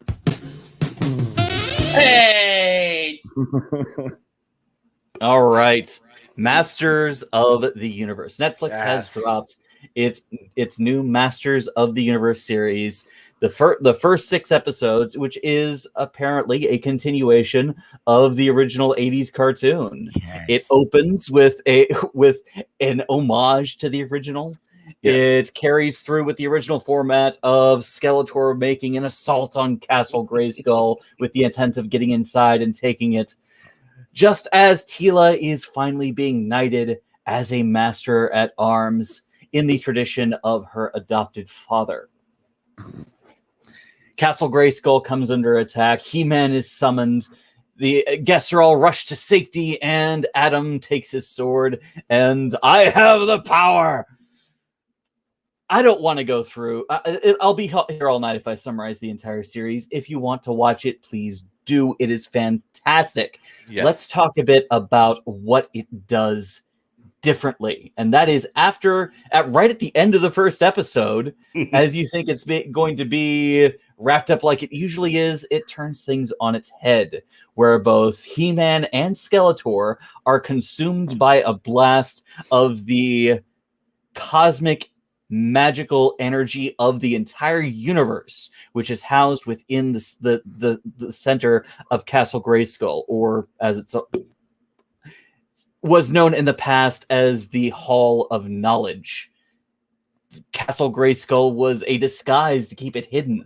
Skeletor managed to shatter the orb that housed the magical energies of the universe, and He-Man used the Sword of Power to contain that, and it consumed both him and Skeletor. On the news that He-Man had fallen, the secret had finally come out that he was also actually Prince Adam. And in his grief, King Randor banished Master at Arms from the castle, stripped him of his title, and Tila, realizing that she'd been lied to by everyone in her life, Ditched also. yeah, she ditched. She forswore her position, threw down her sword, and tore everyone a new one as she stormed out. Became a mercenary, found a partner, and was quite good at it. And then got immediately roped into a quest to restore magic to Eternia and the universe, because apparently without magic, everything dies. At this point, the show became less of He-Man, the Masters of the Universe, and became Sheila, Master of the Universe. That's it. It's not He-Man and the Nope. Masters of the Universe. It He-Man is- is not in this title at all. It is just Masters of the Universe. And that's one of the points of contention with some of the more vocal people who are being critical of the show, because they wanted a show about He-Man. But He-Man died at the end of the first episode. It was. And then I'm magically sorry. reappeared later on. Well, we'll get to that. Greg, you have thoughts. Go ahead. Yeah, I absolutely loved the series from the get go. The first episode had me, and I'm like, they killed He-Man. I was like, wow, they killed, and I'm just like, They killed He-Man. I love they killed He-Man. They killed Skeletor in the first episode. They killed Mossman. But Kevin Smith, I'm sorry, this is one of his best things that he could have done, is that with him basically creating and writing this was absolutely well done, in my opinion. Being a sequel to the original 80s series, it's like if you watch that, you didn't miss a step going into this show. The voice cast, oh my god, like there's so many rarely cast shows where it's that good. The voice cast is outstanding for this show. Fun fact, I learned that Mossman, it was actually the voice of the original Skeletor in the 80s. Kevin Smith personally asked him if he'd like to come back. So I was like, great. And but of course, the second Skeletor speaks and you hear the iconic Mark Hamill cackle. It's just great. I love the fact that this is Masters of the Universe. Tila makes an amazing hero. Sarah Michelle Gellar absolutely owns that role. And Evil Lynn is quickly becoming one of my favorite characters, with Lena Headey owning that role. She was incredibly compelling. Yes. Go ahead. I loved. So don't go if you haven't watched this yet, and if you haven't, why? We're spoiling everything. I loved how mature. Get over here! What? Okay. Just All the right. soundboard. Take a break from My the soundboard is now possessed. I love how mature this series is. It gives a depth to each of the characters that we didn't see in the 80s show. Right. Evil Lynn becomes somewhat sympathetic, even friendly to many of the characters. We see she takes off her helmet for the first time, and she's got these gorgeous platinum locks that splouts. How does she keep it in that damn helmet? The scene with her and Orko in that hallucination in Yes. what did they call hell? Crap. Purgatory. No, not purgatory. They had a name for it. Yeah. But Dark that- Underworld. Whatever. those moments of camaraderie that she had with Orko as they bonded over being magical beings in a world where magic is dying. It was wonderful, the way that she worked together with everyone, overcoming each other's prejudices to work towards a common goal, finding friendship, and then throwing it all away when Skeletor came back at the very end. Yeah. I have to say, the way I would love to be right to think that Evil Lynn is not redeemed, but she's trying, like, she's going to help Skeletor to still help Tila. Like, I think there's that camaraderie that she may still side with Tila and them. There's a small possibility that she's just like pulling their leg in a way to get closer to Skeletor and actually just end him once and for all. That's a possibility. That would be a welcome surprise. Because That's what I was catching. yeah, as much as she is evil, but the way she interacted with Orko, that was a heart-to-heart moment you can't fake with those kind of characters. Like, you, it's just like I think she's on board with Tila and them. Of course, now Tila is going to be the master of the universe. She is going to wield the sword of power. Oh, absolutely. I have to give it to Chris Wood for absolutely delivering. By the power of Grayskull, I have the power absolutely perfectly. There's so many things like you with the Megatron, yes. And so there's so many lines you have to hear perfectly, and Chris Wood delivered. Now, as much as I love Chris Wood, I'm sorry, Mark Hamill saying I have the power in that voice, I lost it. My god. I fanboyed. I'm like, you gotta be kidding. That he went from Skeletor to Skelegod. Can you imagine Joker saying that? I mean, we heard Joker say yeah. That's basically Joker saying, I have the power. Stepping back for a second, I think another thing that I think Evelyn is not only did she bond with Orko, but she watched Orko give his life to give everyone a chance to get into the heaven analog, or Valhalla, I think is a better analogy for it. That right there was just absolutely heartbreaking. That entire scene where he was holding his own against Scareglow, beautifully voiced by Tony fucking Todd. Yes. Oh my god. Just there is his voice is so perfect. That haunting, deep, hypnotic tone that oozes power and malevolence and confidence and sinister intent. It's excellent. Ross, keep it PG. I know you're orgasming over Tony Todd. PG. I would like to. He's also Kern, son of Moog. Yes. Yeah, son. And the Candyman. I would like to point out that this is not a new thing for Orko. Orko has done this in the original series constantly. He just always survived doing it. Yeah, he didn't survive this time, as far as we know. Well, largely no.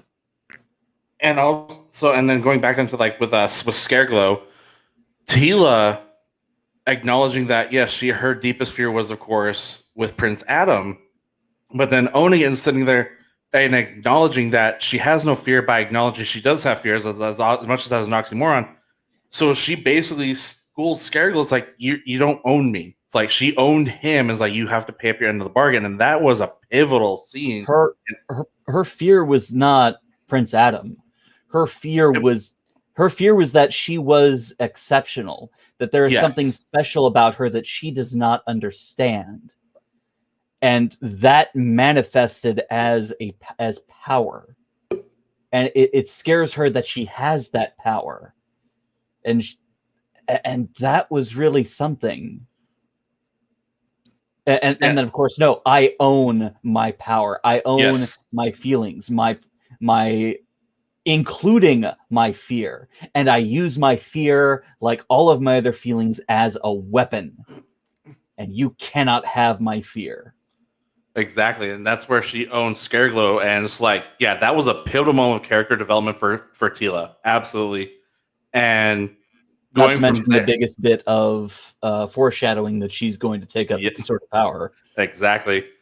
And we'll get to that later. But of course, the scene in Valhalla in Heaven, that Adam being the only one to ever not choose his power form, basically, that he went up as himself. Yeah, I'm still blanking on the name. They went to these places because when He-Man contained the power of the magic of creation, it split the power sword in two. Yes. One was forged in this Valhalla realm, and the other was forged in the Hell realm, and they had to go to both places to retrieve those weapons.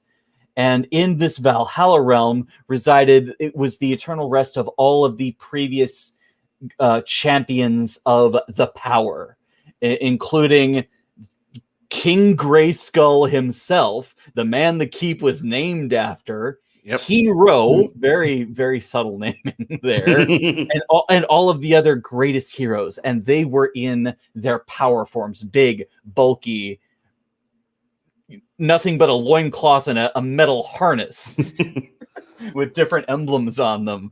And here are all these demigods among men on an epic hunt. And here's scrawny Prince Adam. Yep.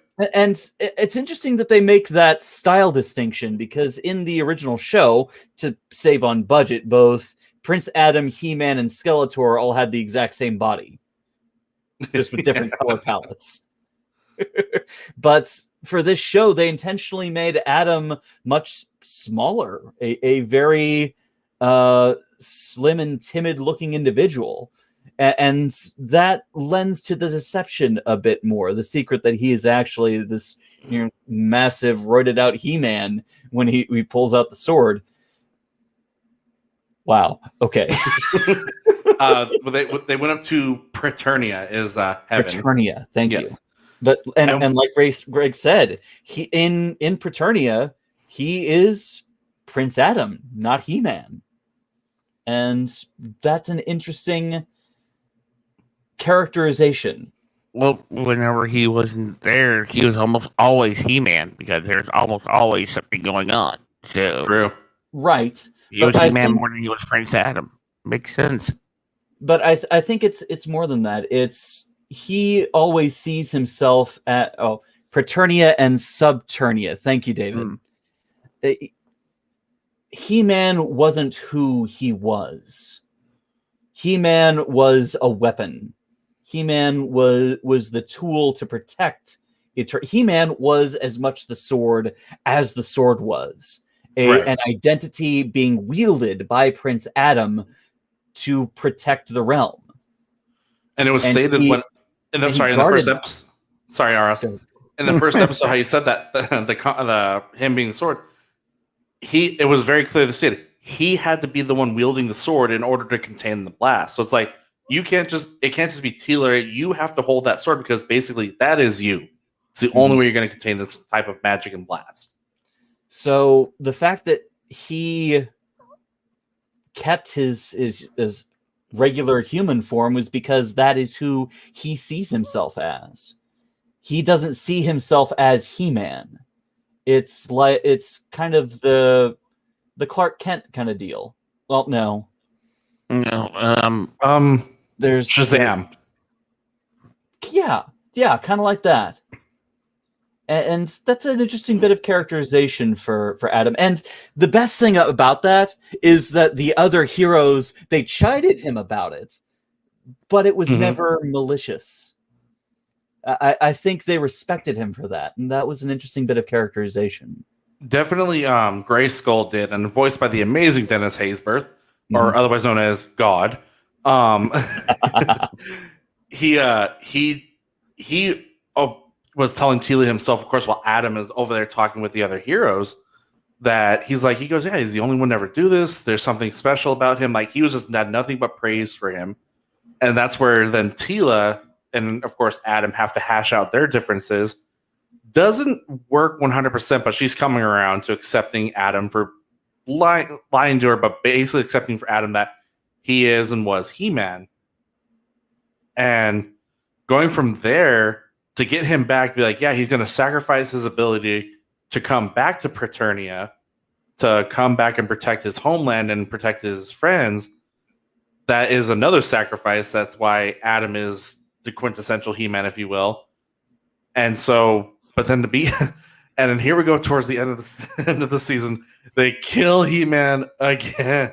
Yeah, just as he summons the power sword, he restores magic to Eternia, and as he's about to speak the lines to make the transformation, Skeletor reforms and impales him through the heart. He hasn't been alive again for an hour, and he's dead again. But this time, his bloody body is on the floor. Even I'm still trying to figure out where the hell he even came back from in the first place, because they were at that scene where they were all headed to Paternia, and they end after Oracle dies, and they're in Paternia, and then magically he appears. He just doesn't show up. He just magically appears like he's been there the entire time. Follows them from Paternia. Yeah, he goes through the portal. He was the last one through, Yeah, but he goes but through like, the portal.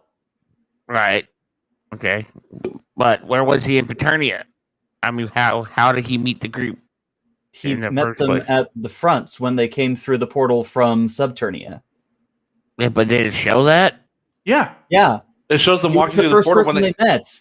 Yeah, he was. They walk through the portal right as they get done with Scareglow, and then when they walk through, there he is. Huh. I have to go back and try to watch it, because for me, they walk through the portal, and then whenever the scene cuts and it comes back in, they're sitting around a campfire or something. Did you So pass That's that or after the something? hunt. Yeah, because there was a big old hunt. Like they meet Adam, and then there's a big old hunt. yeah, I remember the hunt. I don't know. I'll have to go watch that again, because for some reason I skipped over that part, apparently.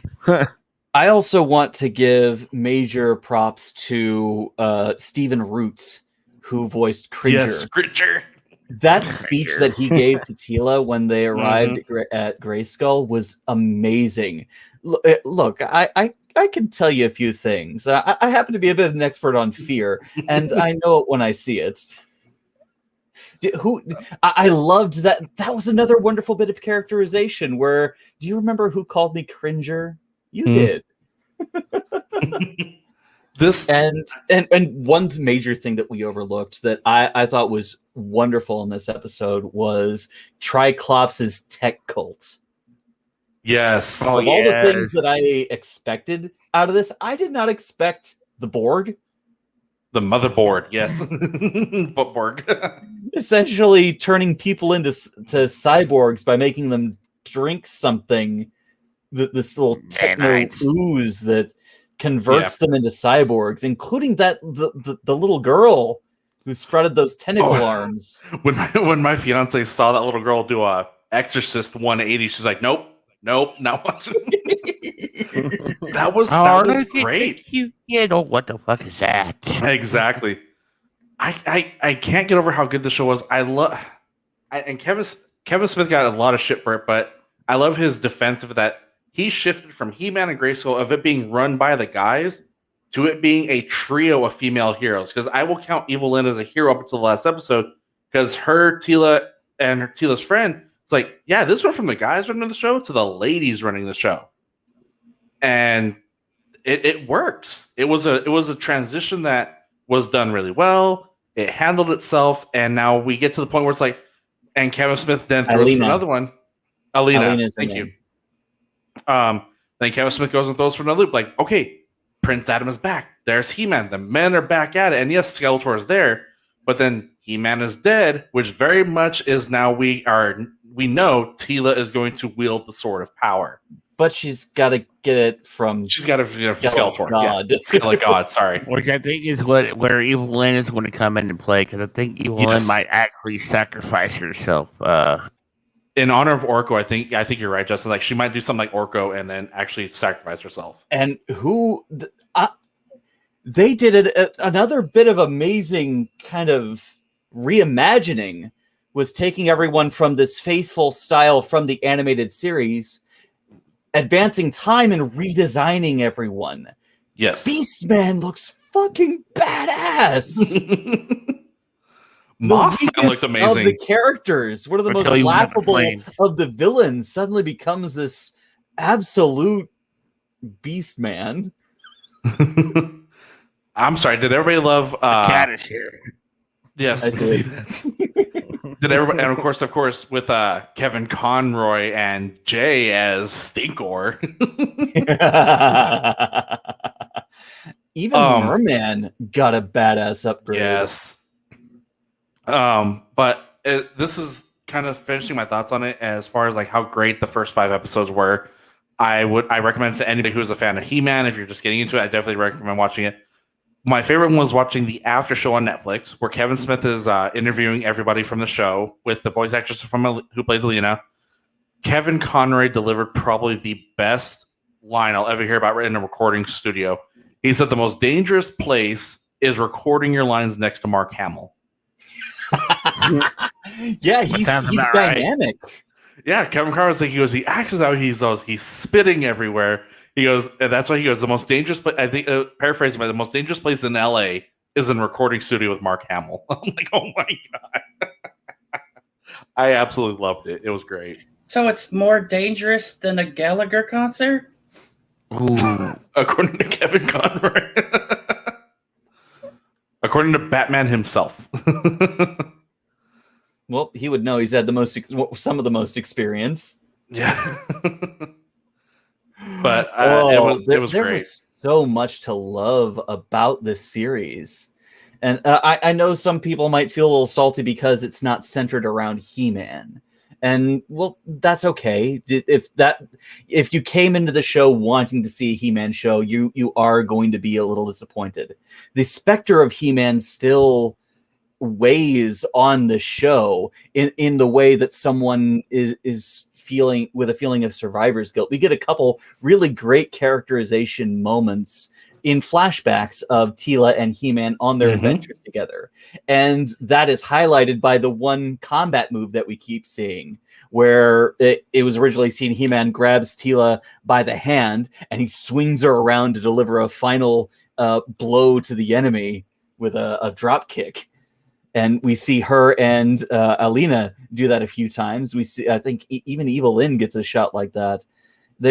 There's so much visual language in the show that it really elevates it in a way I did not expect.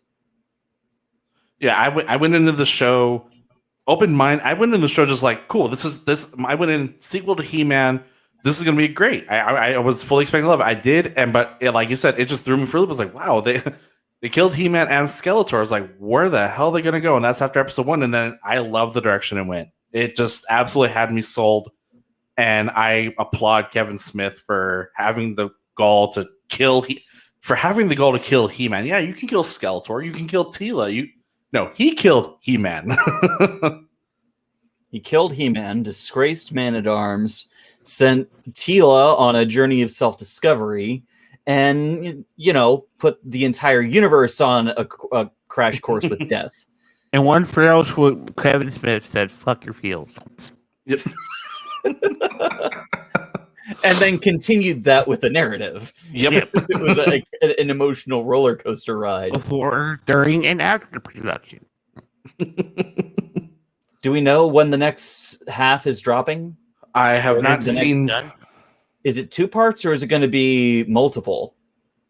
Now watch, he'll probably show up Sheila, Master of the Universe. No, they're going to obviously stick with the Master of the Universe title. Yeah. I haven't seen when they're going to drop part 2. Even in the after show I saw, Kevin Smith didn't mention anything about a release date for the second part of it. So, we're going to have to wait and see. I mean, hopefully we get it soon. Cause you can't just give us this 5 episodes and be like, oh, next year. No, dude, come on, Kevin, don't do that to us. I know animation has a longer turnaround these days, but please don't make us wait as long as Rick and Morty.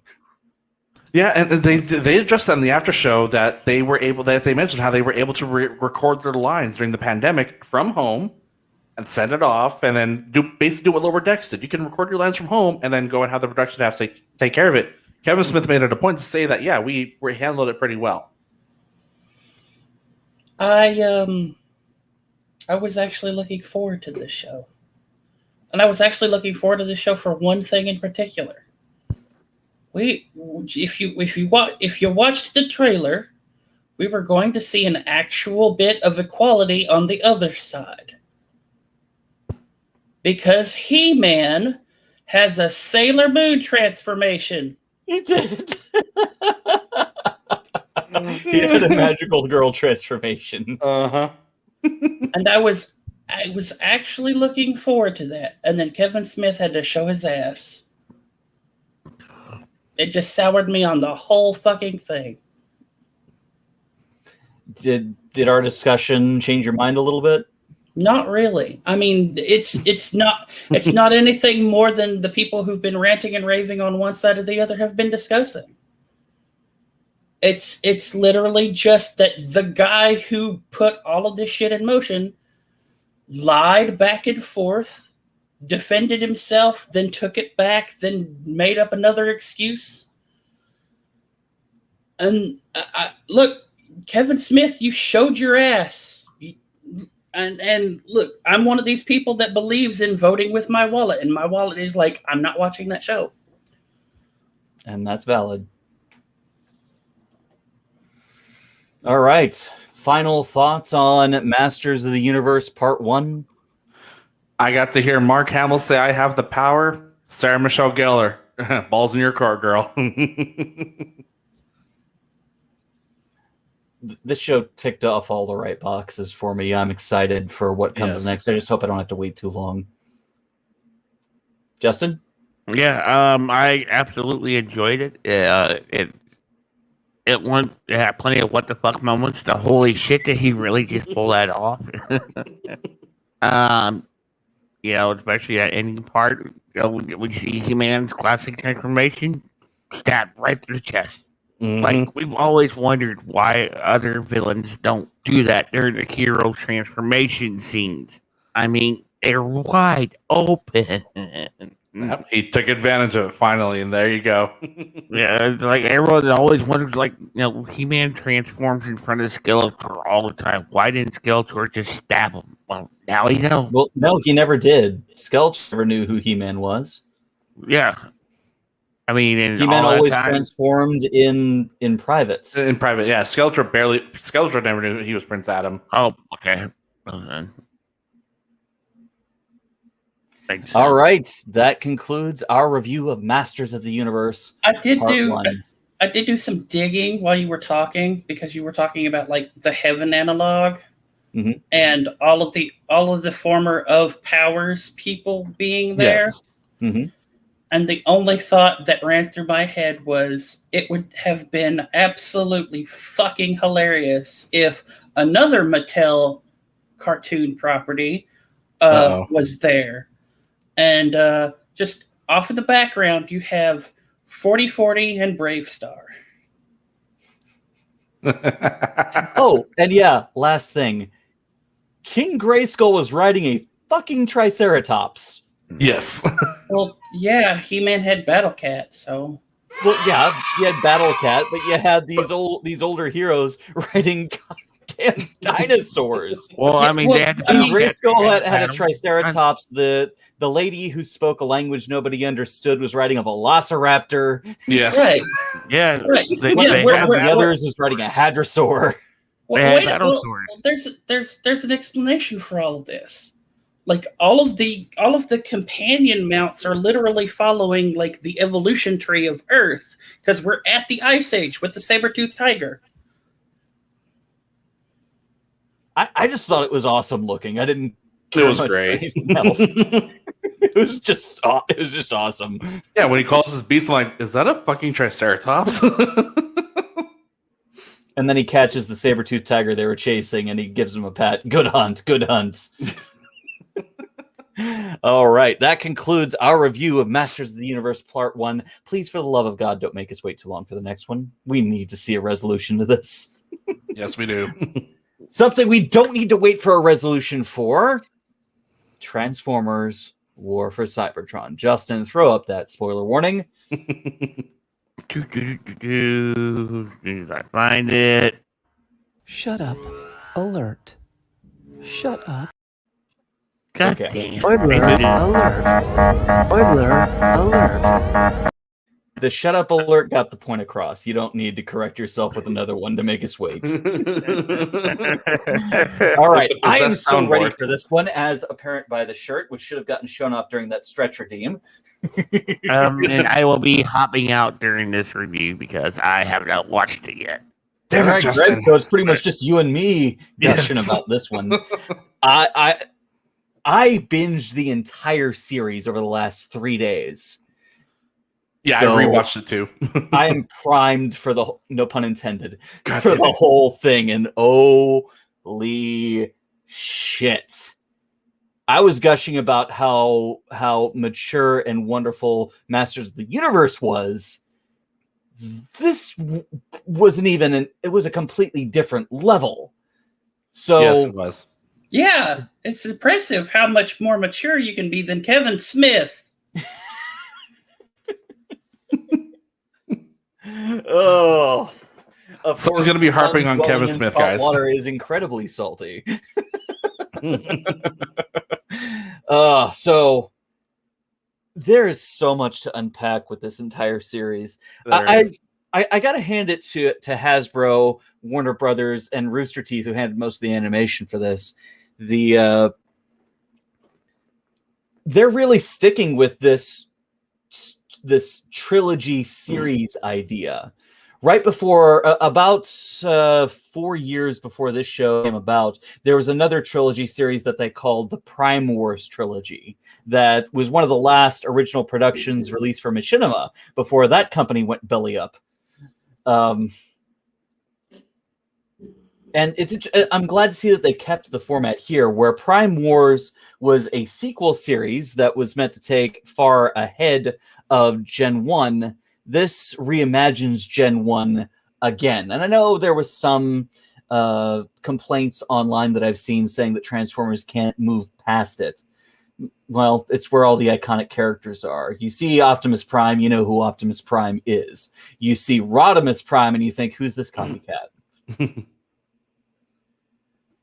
But this was yet another reimagining of the war between Autobots and Decepticons. And more or less, it feels faithful to that, and then it starts to go off the rails.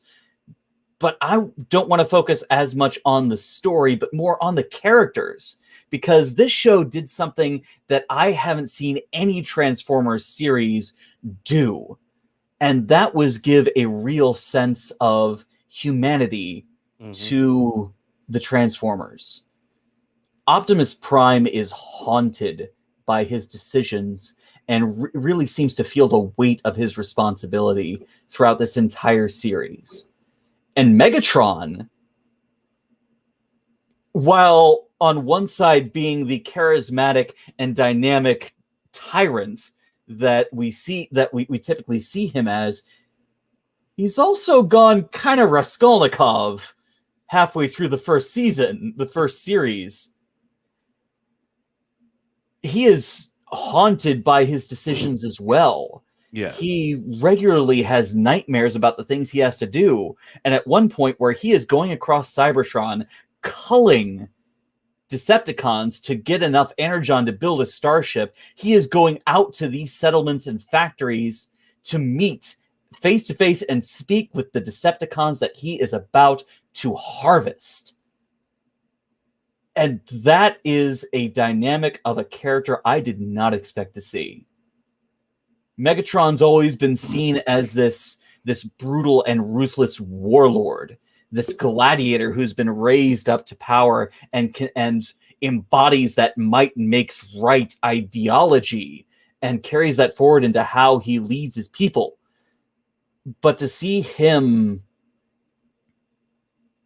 vulnerable like that, but not necessarily weak, is really interesting. It's a lot like the redesign of oh good God, the other guy. Oh good God, Magneto. The redesign of Magneto. Oh yes, for the films, because Magneto was never a Jew in the comics until the films.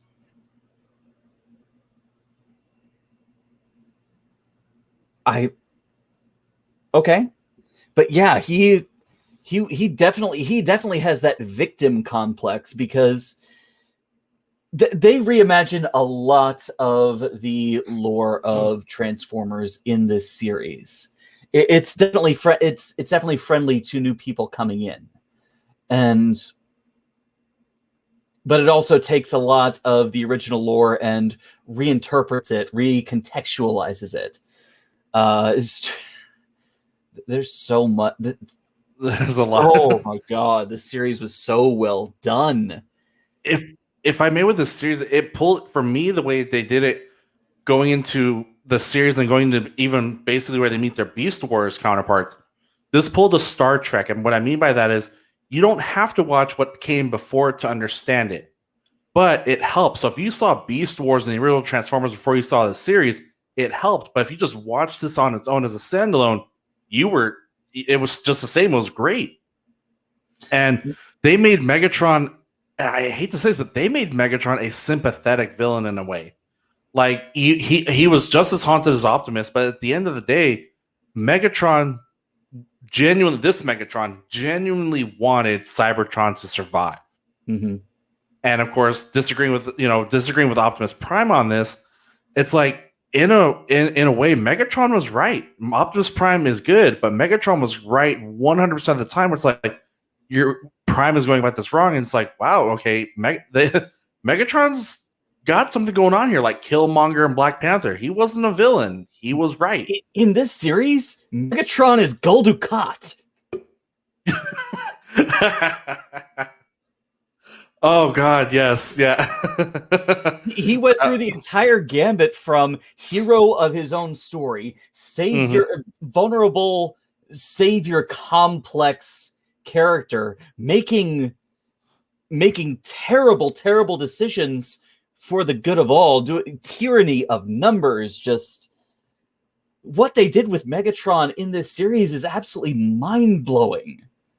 And mind you, folks, we're still totally talking about the first season. Yes! This is still just the first of the 3 series.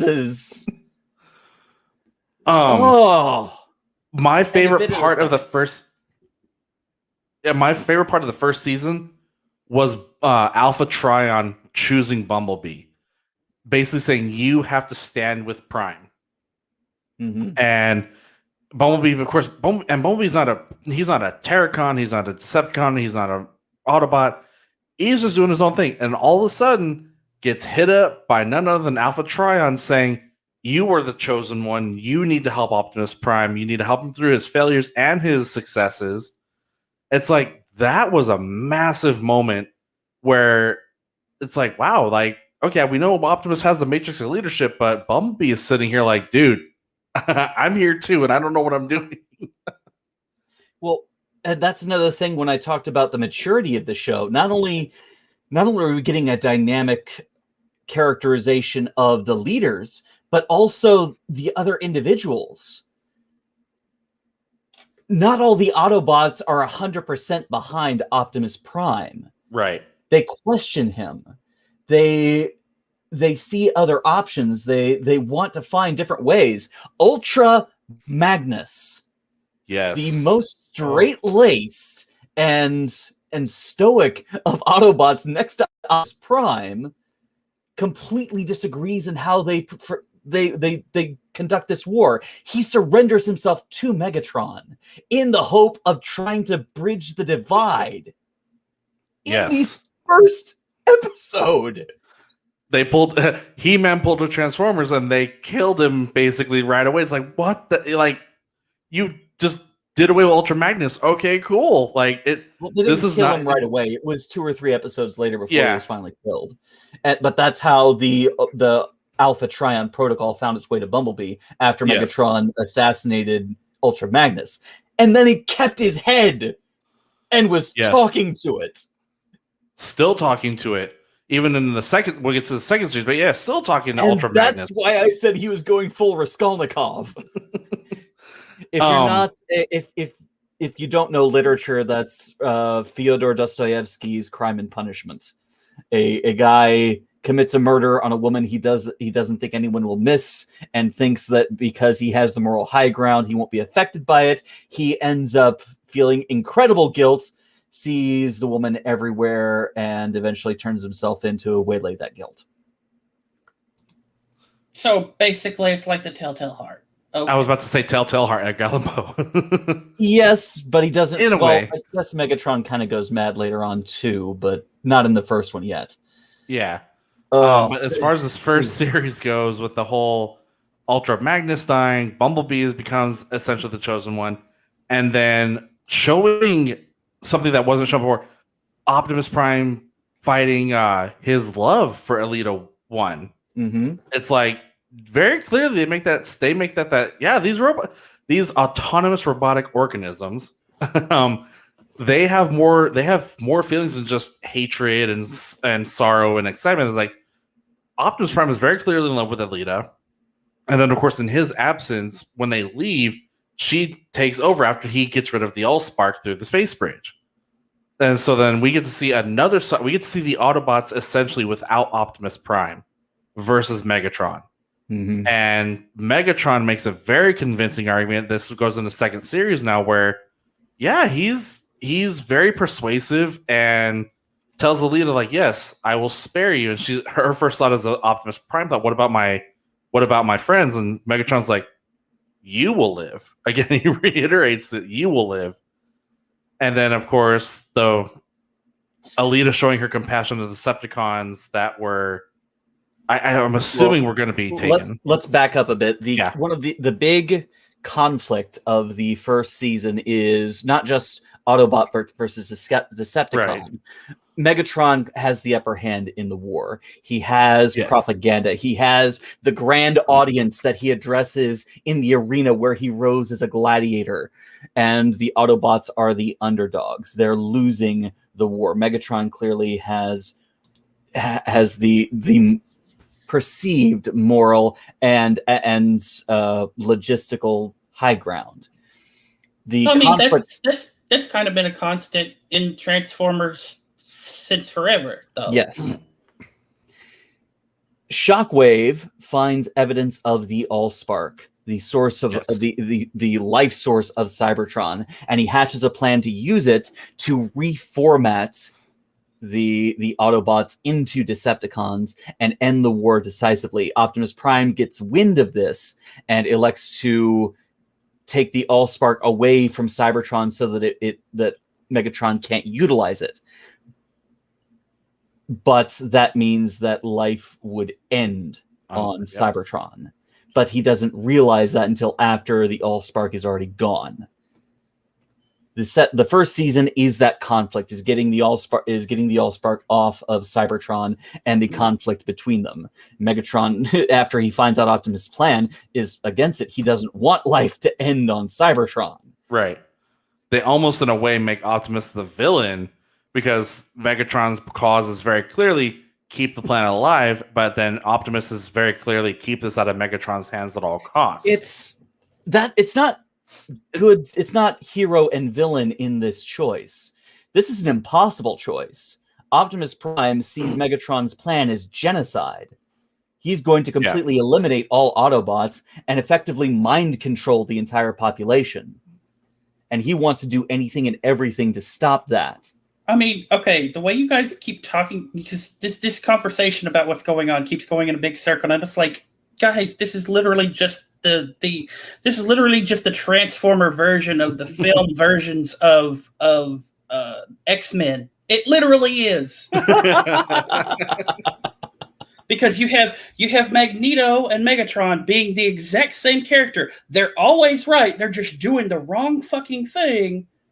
And like they're literally trying to save their side by wiping out the other side. Yeah, that's exactly right.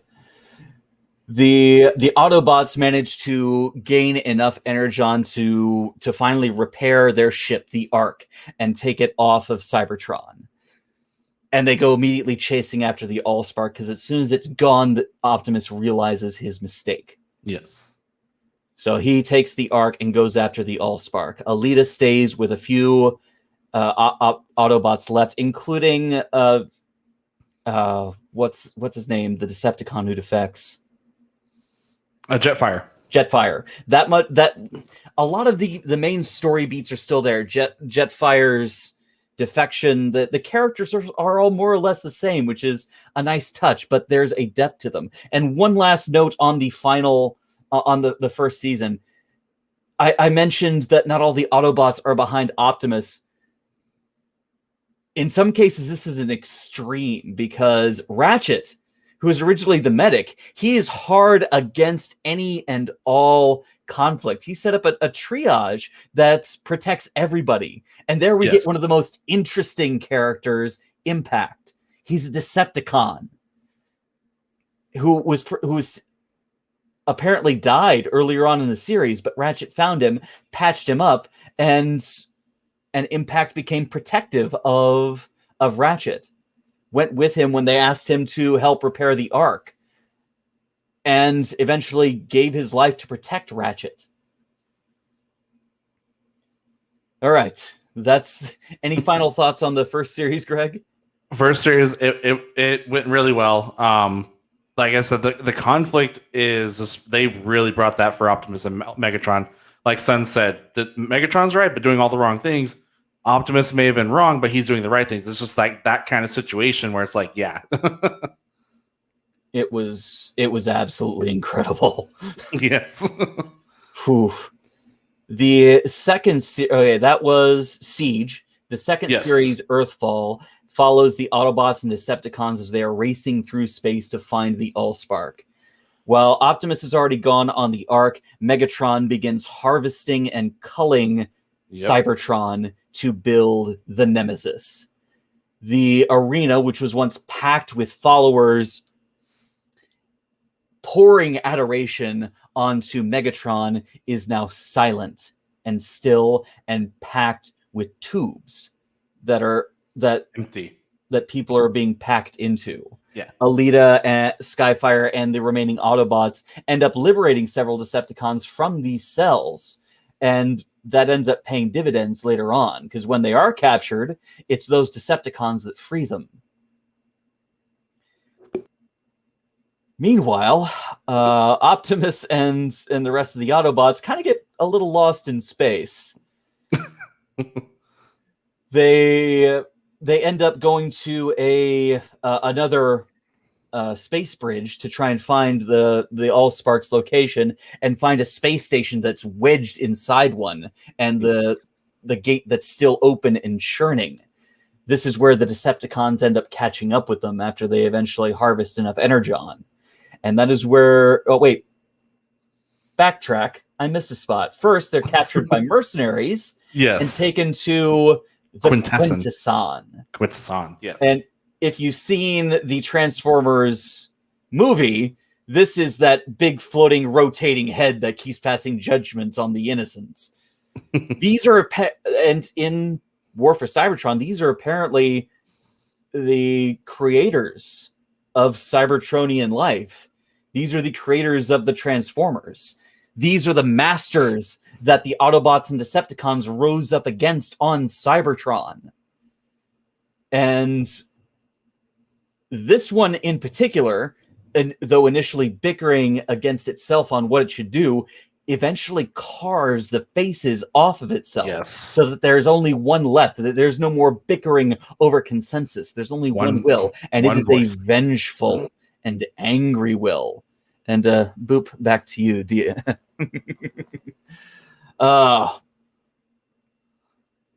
It's such a strange and weird being that I know nothing about, but it's such a sinister villain. It is. It was done really well. Like it starts off with voices of reason. There's 5 of them. Then one gets pissed off, gets all the heads off of it, and it's one voice, one consensus. And it's like, okay, that's a little more dangerous. So, of course, they get help, but that was an intense sequence leading up to them getting through the space bridge, or at least getting to it, so they can then face off against another favorite, Scorponok, which is a little bit later. Yes. Yes. But that was one of the more intense parts leading into it, because you basically have conflict and now there's no conflict. It's like, oh, this is going to be bad. I can appreciate it. Definitely done much better in the series than in the movie. But then, of course, leading into it, the Decepticons catching up, and then, of course, they both have to band together to fight Scorponok. I can't get over that. I'm sorry, that was fanboying hard when Scorponok shows. Oh yeah. Oh, Scorponok was a favorite of mine from Beast Wars. But the difference that they made with this character, that the Scorponok were another Transformer species that were created and enslaved by the Quintesson. Right. And his initial attack, where he's fighting everybody, thinking them all pawns of the Quintesson, it initially divides everybody.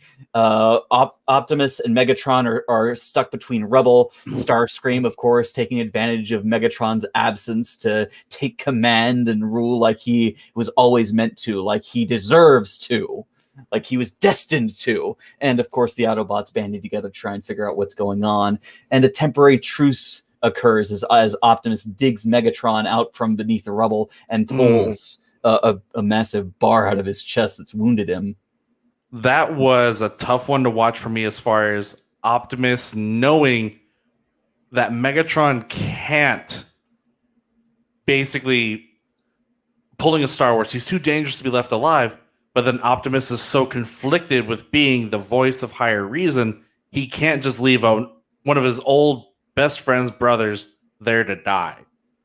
So of course, there were. This series shows us 3 leaders of the rebellion against the Quintesson. That was Optimus, Ultra Magnus, and Megatron. Yes, they were the 3 heroes. They were the 3 leaders. They were the chosen ones. But Optimus received the Matrix of Leadership, and Megatron thought he deserved to rule. Cue Skylinks in a little bit. But Optimus, of course, then saving Megatron. It's like, and then of course there was like, again, back to the conflict with the Autobots and Optimus. Why would you save Megatron? It's like, you know what he's going to do. So Optimus like, we won't blow the ship while Megatron is still alive on it. Well, not only that, they need their help to fight against Scorponok. Right. Which they could have done without Megatron, but yeah, it's just like, okay. And then but that fight with Scorpion, I was like, I was like, oh man, they're just pulling all the stops now with Scorpion not coming out there. And of course, then Megatron, of course, is trying to pull Megatron and trying to team up with Scorponok. It's like, oh man, Optimus, yeah, but Scorponok wasn't having that. No, not at all. He hears Megatron passing callous and unilateral judgment and sees him as a Quintesson. Exactly. It's just like there was no winning with Scorponok at that point. Well, he let the Autobots go and focused on the Decepticons at that point. And so then we get to the Autobots, and then they reach the dead space. They get Starscream separates after being kind of punted by Megatron, and has the Nemesis open fire on the station. It creates this massive rent in space that they're all drawn into, and that rent leads to the dead universe, a great void in space. And inside, only Optimus and Megatron seem to be aware of what's going on. Optimus is greeted by a banished Autobot named Skylinks, who was banished there for trying to claim the Matrix for himself, while Megatron is greeted by Galvatron. His future self. His future self. Go ahead. You were about to say you fanboyed over that? I fanboyed hard on the Galvatron. So did I. So did I. The Transformers movie is my guilty pleasure. Yes. I was too young to see it I was too young to have understood and see it in theaters. But after working at a video store briefly after separation, I'd throw that movie in whenever I was working, and it was always my kind of. I'll admit, I'm guilty pleasure all the Transformers movies, but when they bring in Galvatron properly this way into the dead universe, we get not only Galvatron, we get a reformed Skylinks. After seeing what he tried to do to Alpha Trion, Skylinks sits there and is like, I've realized I've messed up. And I'll be honest, I thought the whole time Skylinks was basically giving his soul to Optimus. I thought Skylinks was faking it, essentially, to get out. I really did, until he sacrificed himself to get Teletran 1 out of there. Yeah. And I was like, wow. I'll admit, I psyched myself out to where I did not see his sacrifice coming. While Skylinks was teaching Optimus how to use his calm, his peace, his thoughts, his hope as to harness as a means to get his people out of the dead universe, Galvatron was teaching Megatron how to harness his hatred. Yep. And oh boy, Megatron channeled that hatred, not only of Optimus, but of himself into a weapon. And whew, talk about a Star Wars moment. Right. Use your anger. And Galvatron doing it in the only way he knew how. He wasn't doing it to help Megatron. He was doing it to help himself. Yes, they're the one and the same, but doing it to help himself. Because Galvatron. I loved that moment where he said, "I am bound to the will of another," and and we must do this quickly before he comes for me. The first time, and when we saw Unicron for the first time, there were some questionable voice casting in this series, but Unicron was not one of them. When I heard that deep rumbling, "You will suffer for this moment of treachery." I need to look it up later, but that actor channeled Orson Welles in that. Yes. Oh man. And that's why because the second Galvatron was like, there's got to be some ulterior motive, and sure enough, Unicron is pulling the strings from the get go. And Skylinks, and see, that's the thing. Skylinks, I don't think Skylinks knew, but I feel he did. He gave him a flash of Nemesis Prime. Yeah. Oh, Nemesis Prime. But Skylink's basically saying, "Yeah, I'm getting you guys out of here," and helped almost Galvatron turn your hate into a weapon. Galvatron turn your calm into Skylink's turn your calm into a weapon. Get out of here. And so as Teletron gets out of there, it's like, okay. And then of course Nemesis with Galvatron, Megatron, Skylink sacrifices himself. And that was just absolutely, like I said, psyched myself out. Skylinks was a great character.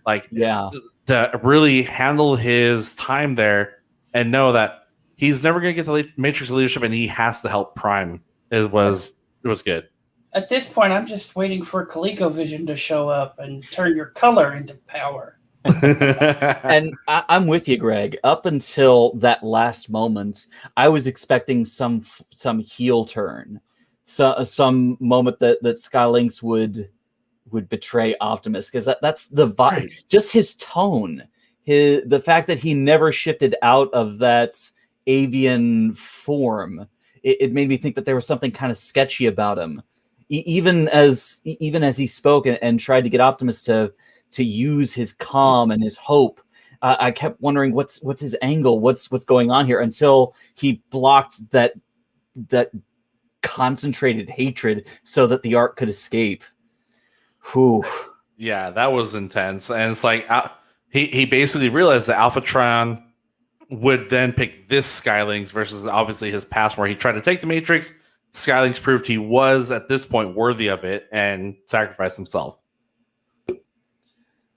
The Ark and the Nemesis both eventually escape the dead universe to arrive at primordial Earth, where the Allspark has come to rest.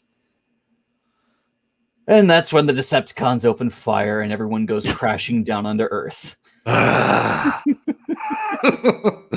It's like, you got to advance the plot somehow, because if they'd just been left in orbit, they would have never... I mean, they would have found the Allspark, yes, but obviously events wouldn't have progressed like that, because then what happens when both ships crash land?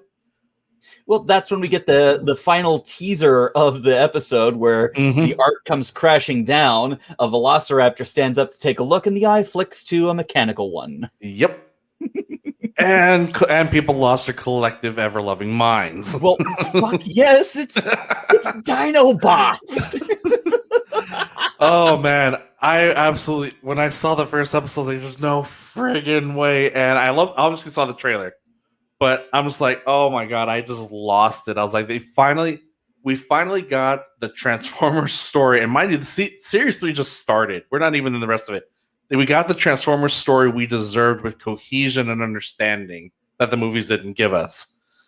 Optimus Prime and Optimus Primal meeting. Megatron T-Rex and Megatron meeting. Megatron and Megatron. That's not going to get confusing at all. So this is where we get to one of my few complaints about the series. The voice cast of the beast forms. Mm-hmm. It felt so off to me, because Beast Wars was my Transformers. That's the Transformers series that I kind of grew up with. Same. and not hearing that kind of that deeper, more resonance primal kind of bugged me. I I will can't say- remember the actor's name, but they couldn't even get Hellboy. Ron Perlman. They couldn't get Ron Perlman to reprise his role. He voiced Primal in Prime Wars. Of course, then it was the optimal Optimus ape truck version, but not to be confused with Dino Trucks. Yes, Leah. But I will say this, for the few lines, they got Rat Trap right. They got Rat Trap right. They got Rhinox more or less. Same thing with Tigerbot. And I'll give Dinobot. But the Megatron, the T-Rex Megatron was all wrong. Okay, I would have given them. I would have passed on the T-Rex Megatron had he not tried the yes. He said it twice, and he. The voice actor was a much higher register, and even worse, the character was so sympathetic.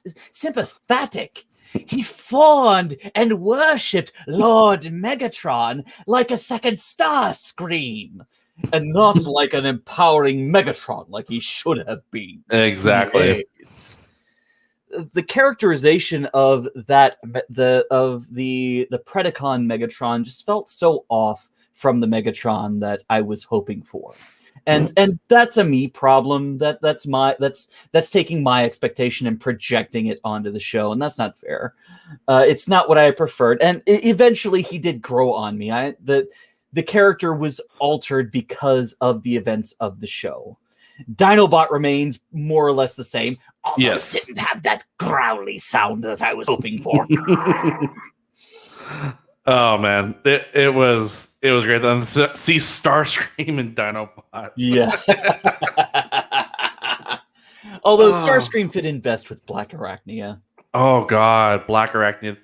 Another voice casting I think they got right. She owned that one. Like I was like, oh man, I legitimately felt like I was watching Beast Wars when Rat Trap spoke. When she spoke, I was like, oh man, I'm in Beast Wars. I'm waiting for the Transmetal to happen. But yeah, her and Starscream made a great pairing, and of course, Dinobot was just that. If you're gonna put a thieving, conniving group together, there you go. It's those three.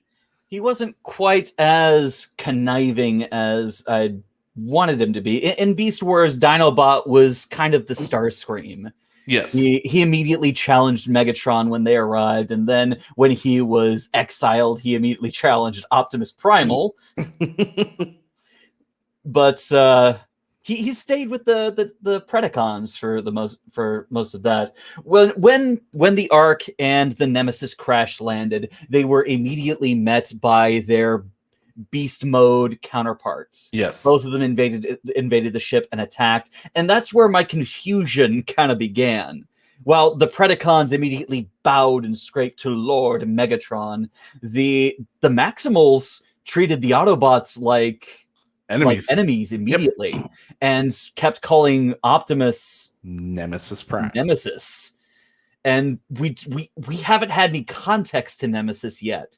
We had plenty of context to Galvatron, but no connection to Nemesis. But that was cleared up eventually, thankfully. But again, it was that same conflict where you would initially going in expecting the Maximals and the Autobots to find some kind of camaraderie immediately. It took a lot for those two groups to trust each other.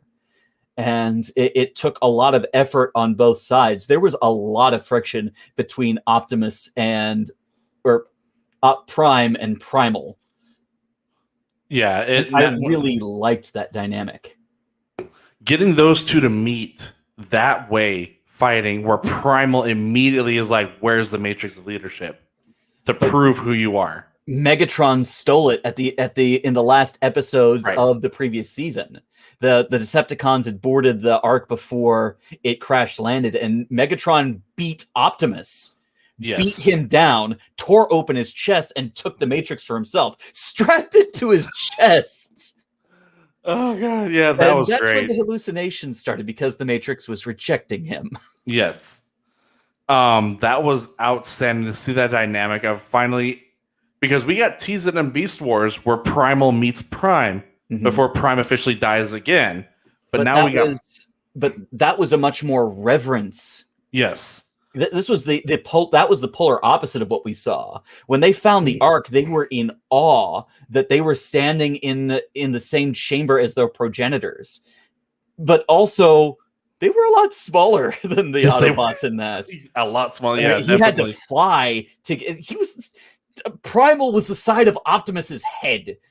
He was so small in comparison.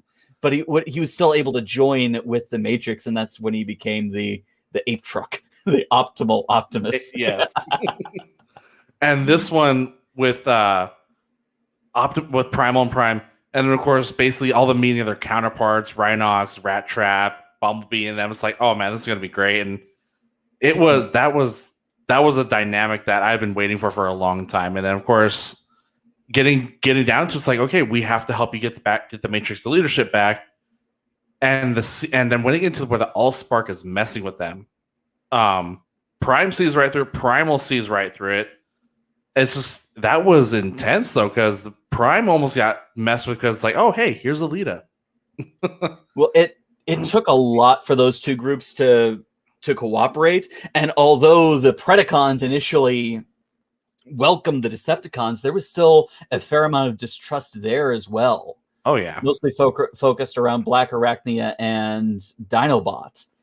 But that's where we start to get the information on the Golden Disc. In the series Beast Wars, the Golden Disc was a huge plot point that told the future that Megatron was able to use to his advantage. But in this case, when we finally see the disc, we first saw it as Galvatron was being torn away by Unicron. Yes. And when Predacon Megatron offered it to Decepticon Megatron, that's going to get exhausting. It was a memoir of Megatron. Right. It was all of his logs. Before he was taken by Unicron. And the whole, I know the future, I know what's going to happen. It's like, oh man, that's going to get interesting. So it wasn't just a golden disc you put on an altar and summon a monster? Okay.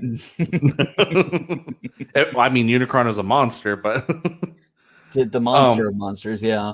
But Megatron at least had the wisdom to not consume its entire contents, right, and only take the knowledge that he needed to win the day. Not that it helped him all that much. Initially, the Maximals had to go to the Nemesis to rescue one of their own who had been scouting.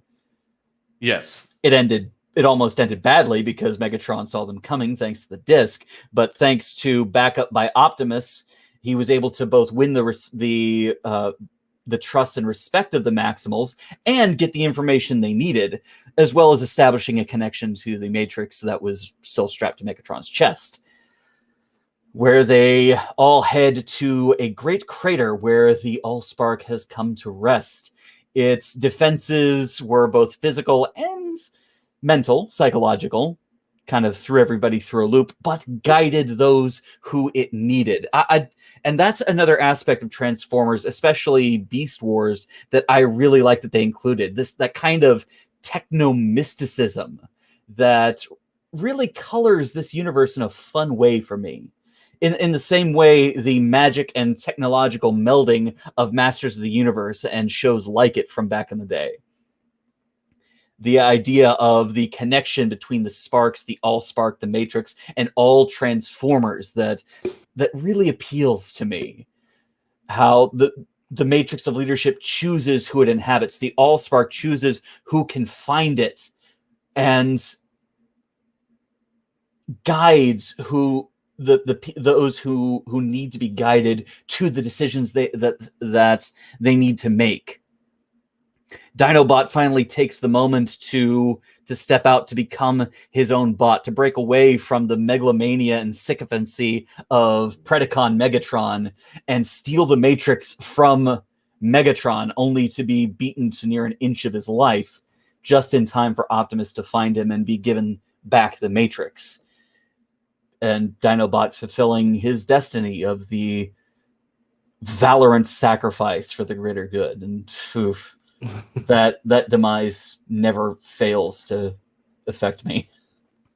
Yeah, that was another one that's gonna stick with his Dinobot sacrifice. It's like, wow, like they're pulling out all the stops on this one, and the way the Allspark doing the mental thing with Optimus, with Prime, not Primal, basically Optimus finding out that Alita is dead through the Allspark, that absolutely crushed him.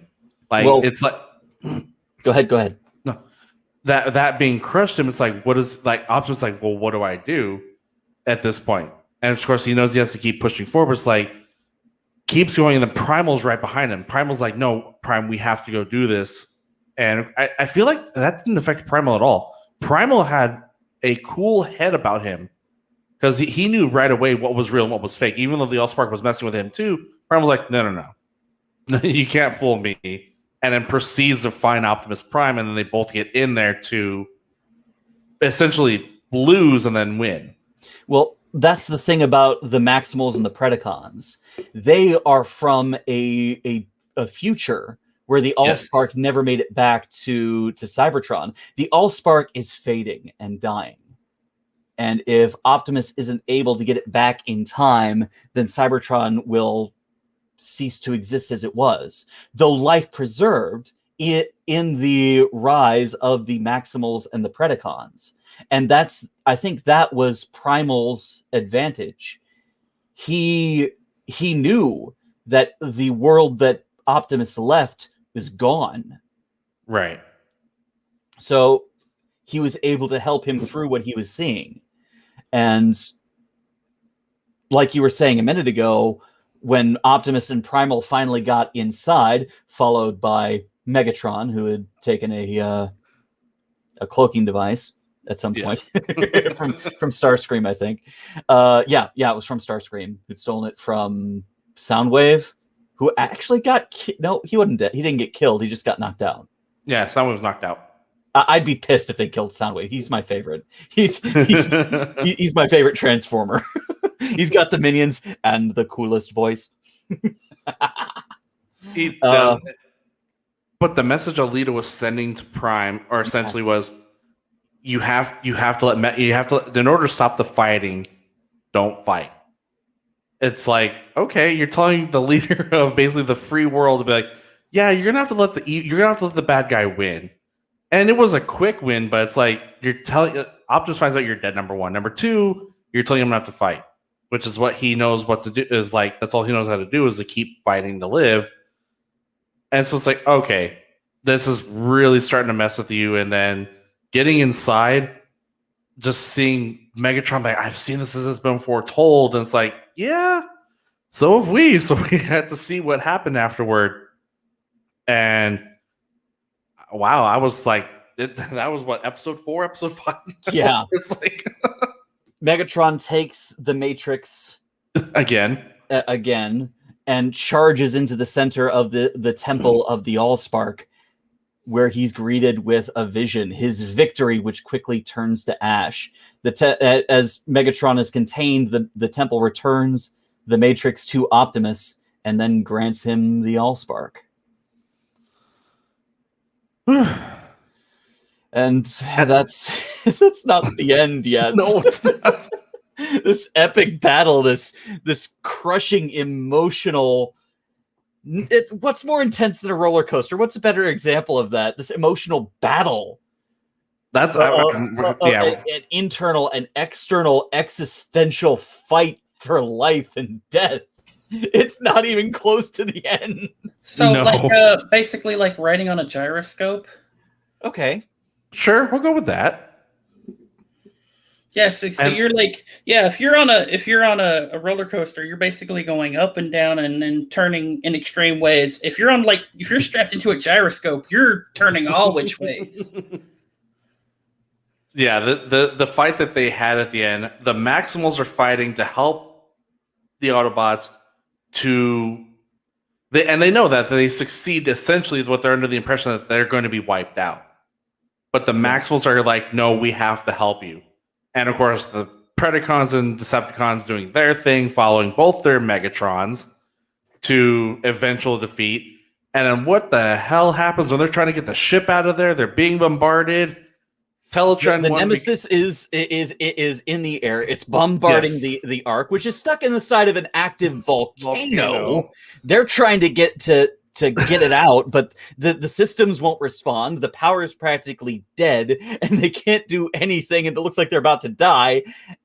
And then Teletran 1 transforms. And becomes Arkbot. And eventually uppercuts the Nemesis. And no, that's not the end. Not even close. I'm like, what the hell? Yeah, this is still only the second series. No, this is the third series. This is third. Oh, okay. This is episode 5 of the third series.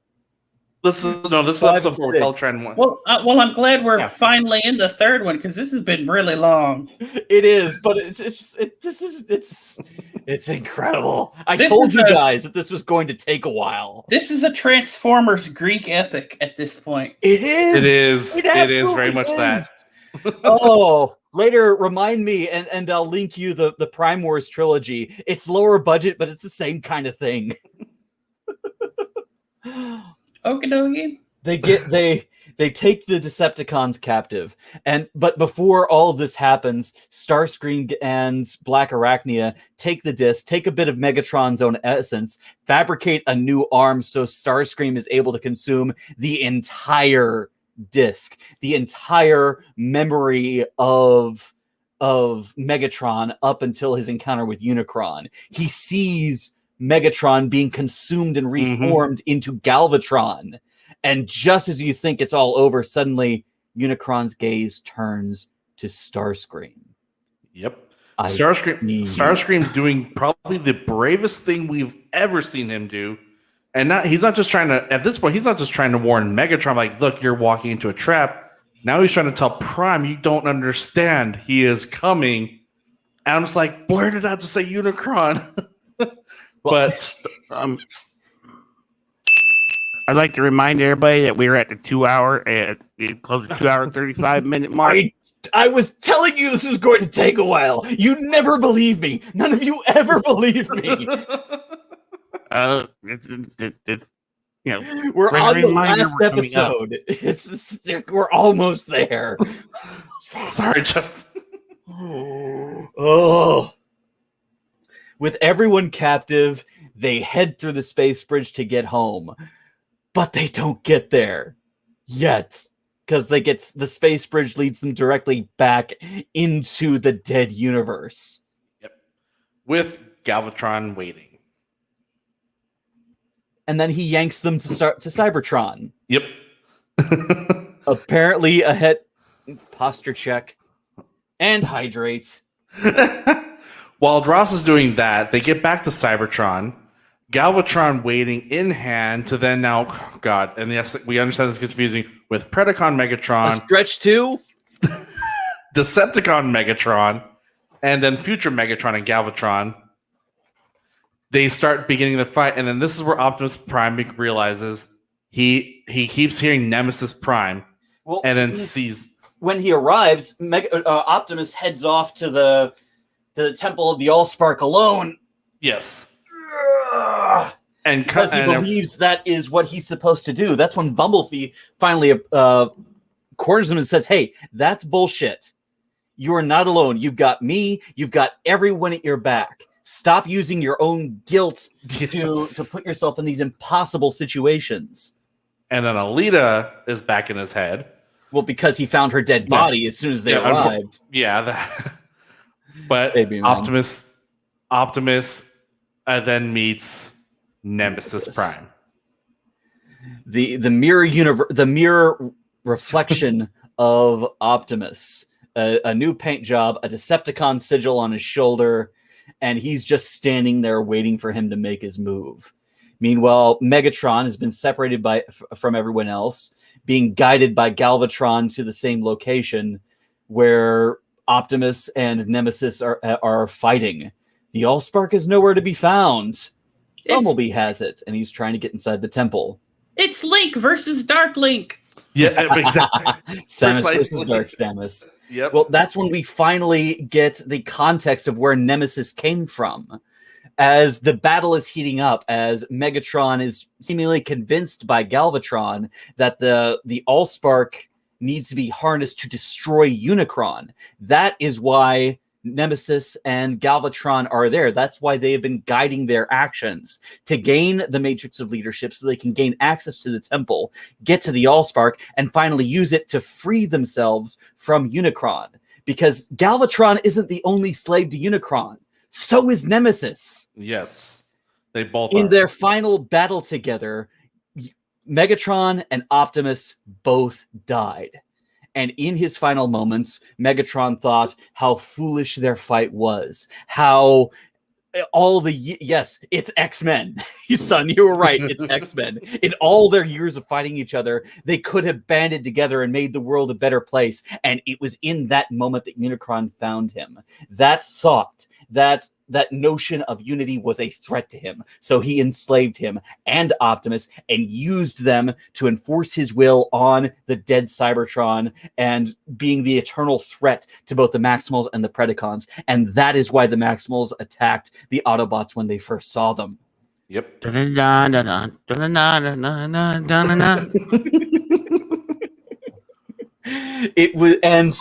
It was in that moment of revelation that everyone else arrived, led by Starscream. This is what I was trying to warn you about, Megatron. Yes. The one time they should have listened to Starscream, and they don't. Both, all the Autobot, Decepticon, Maximal, and Predacon were united against Galvatron and Nemesis. And they were still outgunned by the two of them. But in the moment before that fight was one of the most awesome moments in the scene where Starscream and Primal appealed to Megatron. He is being influenced by his future self. You are being led by your failed self. Make your own fate. And that's when Megatron says, probably one of my favorite lines of the show, "You don't determine my fate, I determine yours." And the fight begins. Yeah. And that is when we finally when we get the final battle. The Allspark is placed, and when hope seems lost, the Autobots left behind, their sparks manifest. Galvatron and Nemesis make a lunge for them, and they disintegrate. Yep, they are gone. Well, they're gone from there. Clear, the Allspark is restored, and the two sides face off against each other one last time. Maximals and Autobots on one side, Decepticons and Predacons on the other, next to a great statue commemorating their collective victory. They reconcile.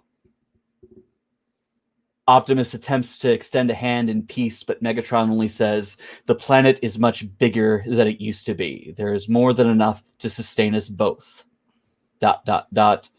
For now." Yep. And then cut. And as the series comes to a close, we see Galvatron and Nemesis in the shadow of Unicron. Who then disintegrates. "I have saved your wretched lives," condemning them both to an eon of torture for their treachery. But if I may, pulls a Matrix, disintegrates them both, and basically is like, "I'm going to start again." Whew. This series was absolutely incredible. The depth of character, the depth of story, the way the themes just worked so well together, the hint of mystery that borrows from what came before but makes something completely new. We've got Autobots and Decepticons coexisting with Maximals and Predacons. That's something we haven't had before. And I think it was Dia in Twitch said he was a little disappointed that we never got to see the Dinobots there's probably going to be another series, so hang on. And if you really hoping. want more Dinobots, check out the Prime trilogy. They become a combiner. We're hoping. I mean, this is an amazing series. This is the Transformers live action story we deserve right here. Fuck you, Michael. God, Bay. they're gonna make it into Power Rangers. You fucked it up. I am still pissed about the last night. This is the Transformers story we all wanted and got, and we all wanted and needed, and we got it and deserved it. And this was outstanding. They said this is a 3-part series, and it ends in 3 parts. Well, that ending with Unicron basically saying, "I'm going to start again." It's like, okay, you have to at this point get and tell us something that you're going to do something else with this, because we now have Maximals and Predacons, Decepticons and Autobots all on the same planet, same time. So there's a lot of loose ends that they can tie up with another series or possibly even a movie. But I love that this came out beforehand, even though it was announced. The new live action movie that they're doing for Transformers, where they're going to introduce the Beast, Terracons, Predacons, and Maximals. They have a lot to live up against this series right now. Yeah, they announced that I think 2 months ago.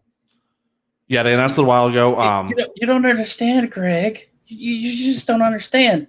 This Transformer series was the prequel, and it was the prequel to all Battlestar Galactica.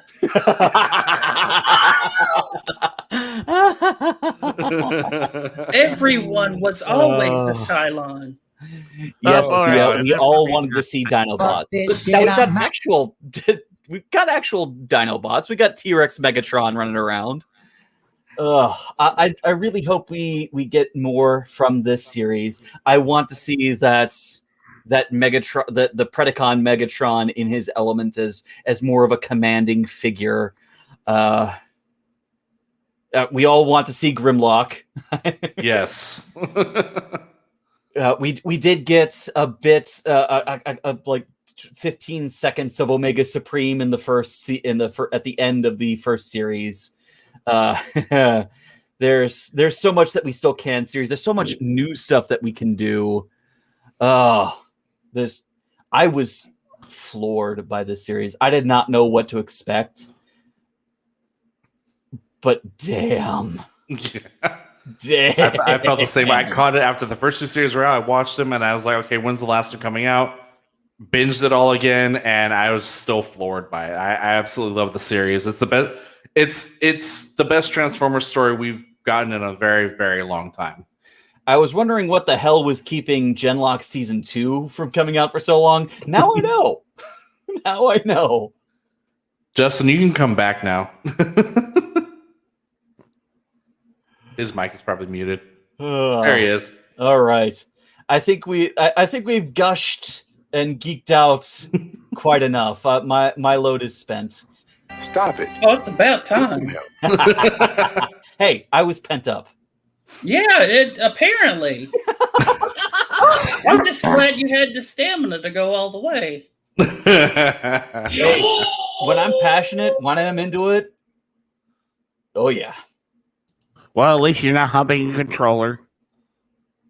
This time. The PlayStation's upstairs anymore, so no more humping controllers down here. Unless you count the retro console I got down here. Anyway, that concludes our extensive review of Transformers: The War for Cybertron trilogy. Thank you, Greg, for of course going through all that with me. It was a lot of fun. It was. And I think we've been going a while. I think we can save everything else for next week. But the actor list. All right. You suffered through me. Our next and final topic for tonight. Sunseal has continued her observation and coverage of the ongoing scandal with Activision Blizzard and their lawsuit with the state of California over sexual harassment, discrimination. And Justin pieces out. Yeah. Hang in there, Justin. We're almost done. Okay, so a lot of take it away, please. I'm exhausted. I understand, sweetie. So a lot of stuff actually happened this week, like actual stuff, not just PR statements and back and forth and shit. A lot of stuff actually happened this week. Um, uh, Jesse Meschuk, the Blizzard head of HR, left the company, or it was revealed that he had left the company, and it seems like this was a scapegoat firing more than it was any actual changes taking place. At the same time, we also found out that J. Allen Brack, which was the president of Blizzard at the time, or at right now, has also left. He's also named in the discrimination suit. But it also seems like this was a scapegoat possible firing as well, because Brack leaves with a golden parachute, essentially. Standard corporate bullshit. Right. So replacing the president, quote unquote, will be two co-leaders, quote unquote, Jen O'Neill and Mike Ibarra. This is actually kind of proof that Activision has slowly been chipping away at the company structure of Blizzard for years, from CEO Mike Morhaime to President J. Allen Brack to now co-leaders of Blizzard.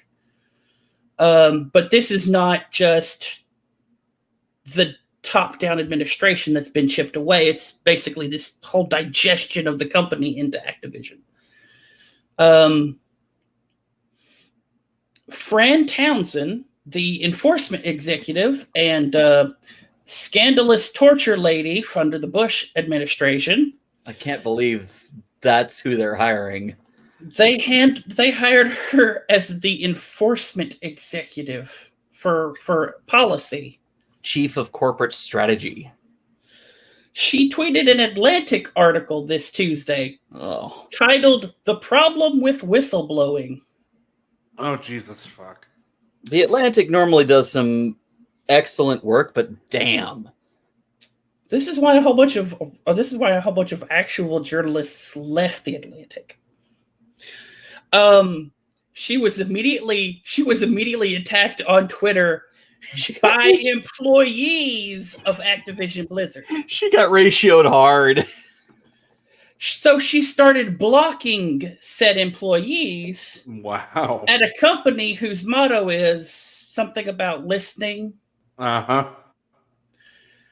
So eventually, she just deletes her Twitter entirely. What the? So, at the same time all this is going on, Wednesday, we find out that Activision Blizzard has had a second lawsuit filed against them, this time by the investors directly. The investors allege that Blizzard failed to disclose ongoing issues which artificially inflated the stock value of the company, meaning they wouldn't have invested if they had known these issues were going on. So they're going to get the SEC involved. Yeah. The investors allege false information was shared to them about these goings on of the company. They cite the failure of Activision Blizzard to uphold SOX legislation, which is Sarbanes-Oxley Act. And this is basically an act that discloses any potential legal issues, investigations, audits, or procedures that could affect the value of the business. The DFEH investigation should have been and would have been included in any SOX certification and wasn't. According to the lawsuit, it wasn't. Even as Activision Blizzard's recent public statements by Fran Townsend herself said that they knew and were working with the investigation the entire time. Do they need a bigger shovel? At the same time that all this is going on, over the weekend, the last weekend, T-Mobile, State Farm, and Coca-Cola have pulled their supports for the Overwatch League, which is the competitive gaming arm of Activision Blizzard. Oh, damn. They Overwatch League's promotional materials in-game, the in-game assets with their logos were also pulled, as well as their logos from some of the website material. So more shit is just falling out of Activision Blizzard at this point. So I'm eager to see what happens in week 3 because this isn't going to. I really hope this doesn't stop. I really hope this doesn't stop, and I hope this scares every other gaming company shitless to get their act together. Not just gaming. Well, yes, gaming companies, but not just gaming companies. Well, it's going to affect the gaming companies the most. EA's next. every other big tech company thinks they're safe, but I mean, Google right now is in the middle of the same fucking shit. It's just not getting the coverage Activision Blizzard is. Yeah, because Google can control who people search for. That's why. Exactly. And that's a dangerous situation to be in. You know, we always talk about a corporate dystopia in the future. No, you're living in one right now, my friend. Right now, you're living in one. And I'm kind of working for one of those evil mega corporations. Exactly. Working for a company that works for that company. Oh man. Oh, what a weird world we live in. Mm-hmm. So I will keep watching, and I will keep you all apprised of week 3. Looking forward to it, son. Actually, yeah, I'm looking forward to it because this is gonna get hella interesting now. Mm-hmm. Pretty much Activision Blizzard. Tactical nuke incoming!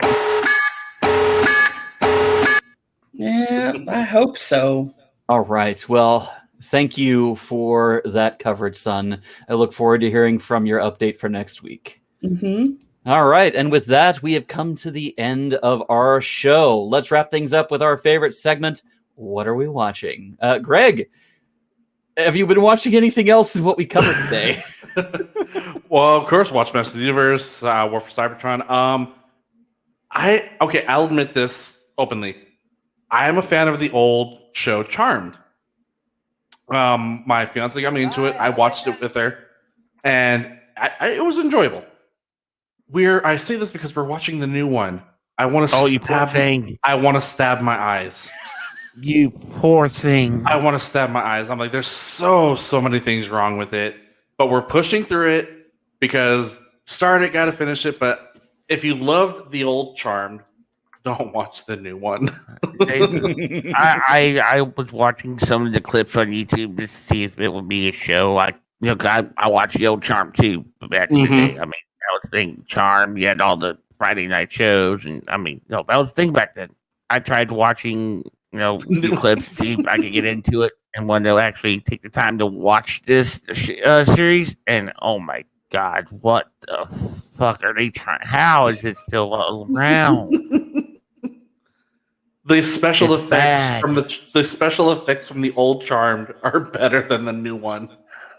Oh my God! Everything from the old Charm is better. I mean, it's just they recreate the death of Prue, and it's so bad. No, that's not the way it's supposed to be. It's just bad.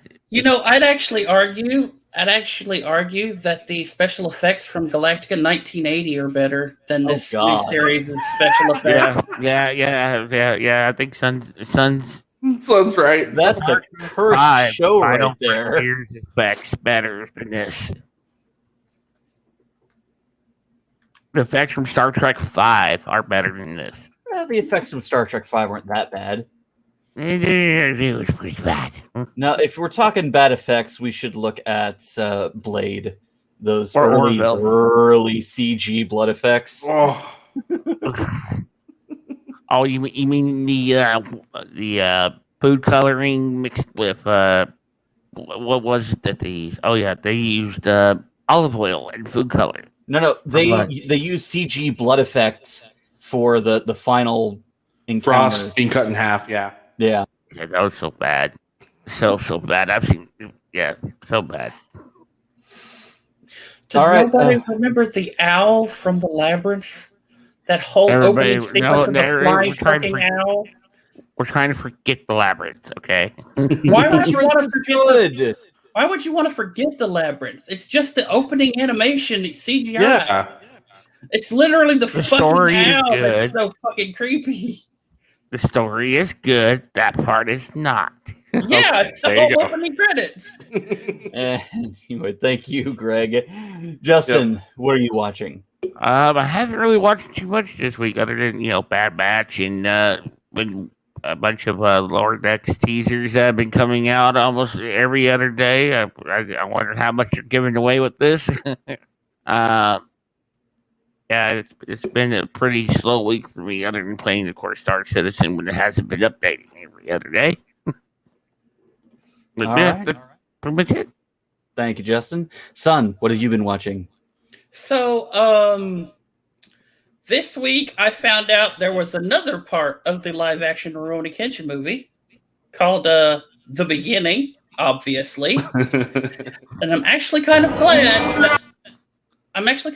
I watched the finale before the beginning, because having that mystery of all of the goings on and then it slowly being revealed in the ending live action makes everything that I'm watching in the beginning film like more impactful. Because at the same time that I was watching I was watching the finale, I was piecing all of the things together at the same time that Kenshin Imura was, all right? And it made that story more impactful with that happening. So I really recommend that, even though the beginning came out first, watch the finale, the final first, and then go back afterwards and watch the beginning. Cool. Okay. All right. Thank you, son. As for me, I've been binging all the stuff that we reviewed this week, so not much time for anything else. Also, it's Gish Week, the greatest international scavenger hunt. It's an annual event hosted by former Supernatural actor Misha Collins, compelling people to do a bunch of tasks that range from weirdly creative to non-destructive civil disobedience. I love that. It's a lot of fun.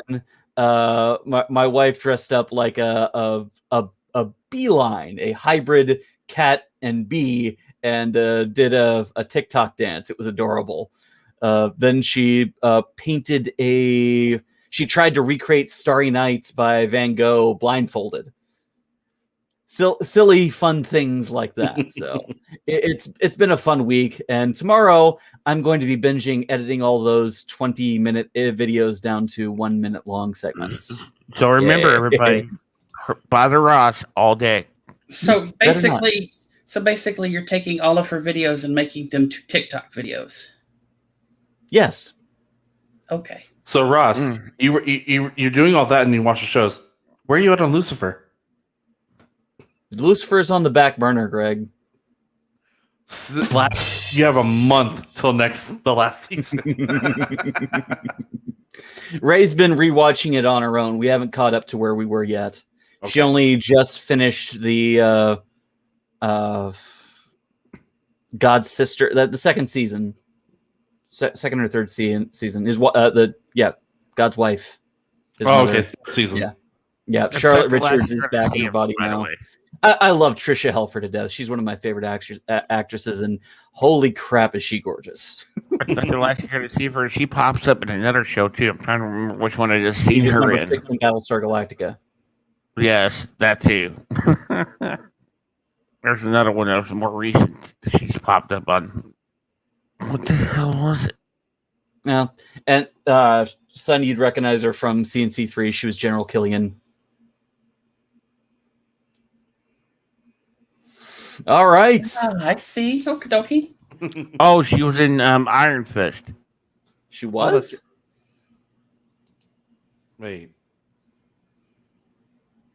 Well, now I guess I got to watch that show. Damn it. All right. Don't watch that show. Don't torture yourself. No, you don't got to. You don't got to. No, don't. All right. Thank you all so much for watching. Justin, where can people find you? Twitch TV, Commander Sepper. Greg. YouTube, Mongoose Gaming Burrow. Son. Twitch.tv/Sunseal. That's an L, not an I. I literally had that happen today. Somebody was trying to shout me out and used an I instead of an L. It looks so similar, though. And of course, if you're already watching us on Twitch, you're already in the right place. Twitch.tv/live_love_play. See, even David is saying, "Don't do it, Ross." all right, I won't. I just looked at it. I don't think she's an Iron Fist. I don't see it in her filmography, so you don't have to do it. Okay, Yeah, good. That is a relief. As Justin said, we're branching out. We are now on Anchor FM. Justin, if you could share that link again, please. Anchor.fm/The Real SuperGeeks. All one word. Which also puts us on Spotify. Yay! We're branching out. We're getting to more places. So wherever you're watching, please rate, comment, subscribe, all the little interactive things so we can get in touch with you and you can add to the conversation here. On our Facebook page, you can suggest topics and keep in touch with us offline. So I really hope to see you again next week. Thank you for joining us tonight. It's been an absolute pleasure. Until next time, remember to live, to love, and to play a little bit every day. Son, if you would. Our tentacles are getting everywhere. Fuck this shit, I'm out. Fuck this shit, I'm out. No thanks. But no, sweeties, you are loved and appreciated by just your being you. Justin, play And us remember, spay and neuter your plushies. Have a little fun every day.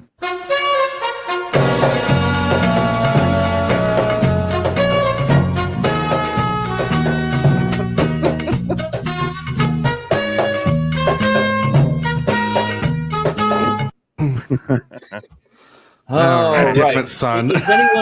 Is anyone sticking around for Florida Man? I am doing my customary heading out after the show. I'm still around. I've got a Florida Man story. I shared you the picture. Yes, you did.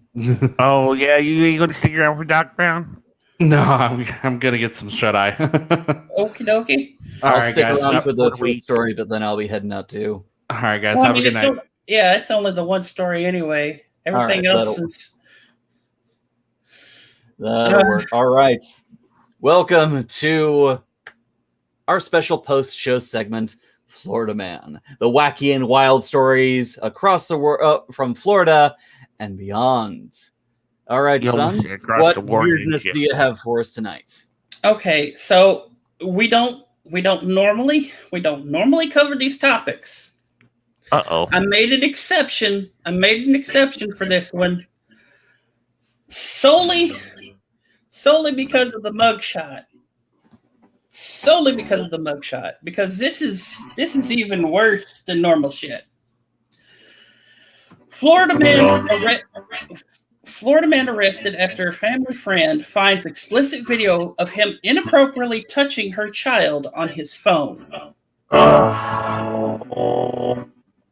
All right, and the reason why we decided- so the reason this video even exists on the man's phone is because the man is like a local lawyer with his own law firm and basically is friends to a lot of people in the community, right? Okay. And the family, the long-time family friends with the guy.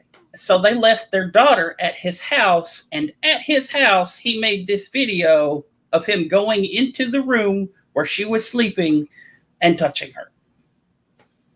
So now he's been arrested for sexually assaulting a child. But this guy, I shit you not, looks like fucking Doc Brown, like a young Doc Brown from Back to the Future. You got the picture, Justin? Yes, I was just in the process of cropping it and uploading it. This guy looks like a young Doc Brown from Back to the Future. Jeez, that guy looks like a pedophile. Ugh. Yeah, this is not a pretty story in any way. The only reason I brought it up is because Florida Brown.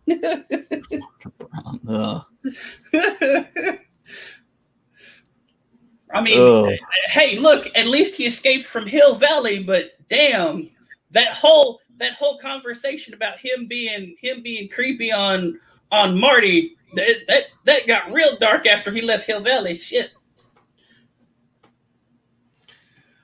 All right. Ugh. Do you have a lighter-hearted one to chase that one? No, I don't. Well, let's find one real quick. Because the one before it is almost worse. It doesn't involve kids. It involves pets. No. No. Absolutely not. No. It's bad enough we went this route. Like I said, it's worse. It's pets.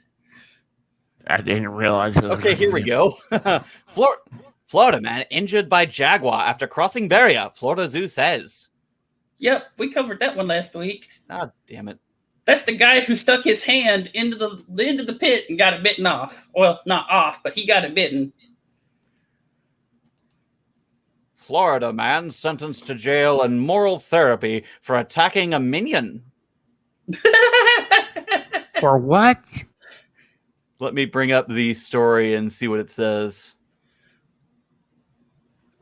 A Florida man was sentenced to 10 days in jail and moral recognition therapy on Monday as punishment for attacking a worker dressed as a minion character in Daytona Beach.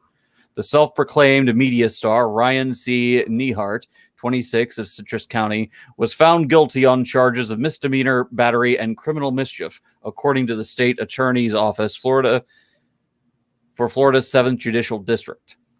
Authorities accuse Nehart of beating up a 41-year-old man with disabilities named Jamie Roam, who is dressed as one of the minions from the children's film Despicable Me on July 8, 2018. The employee was outside in the character suit promoting Jungle George's, a mainstream business on the Daytona Beach boardwalk. Okay, wait a minute. Stop, Ross. Justin, put that picture back up.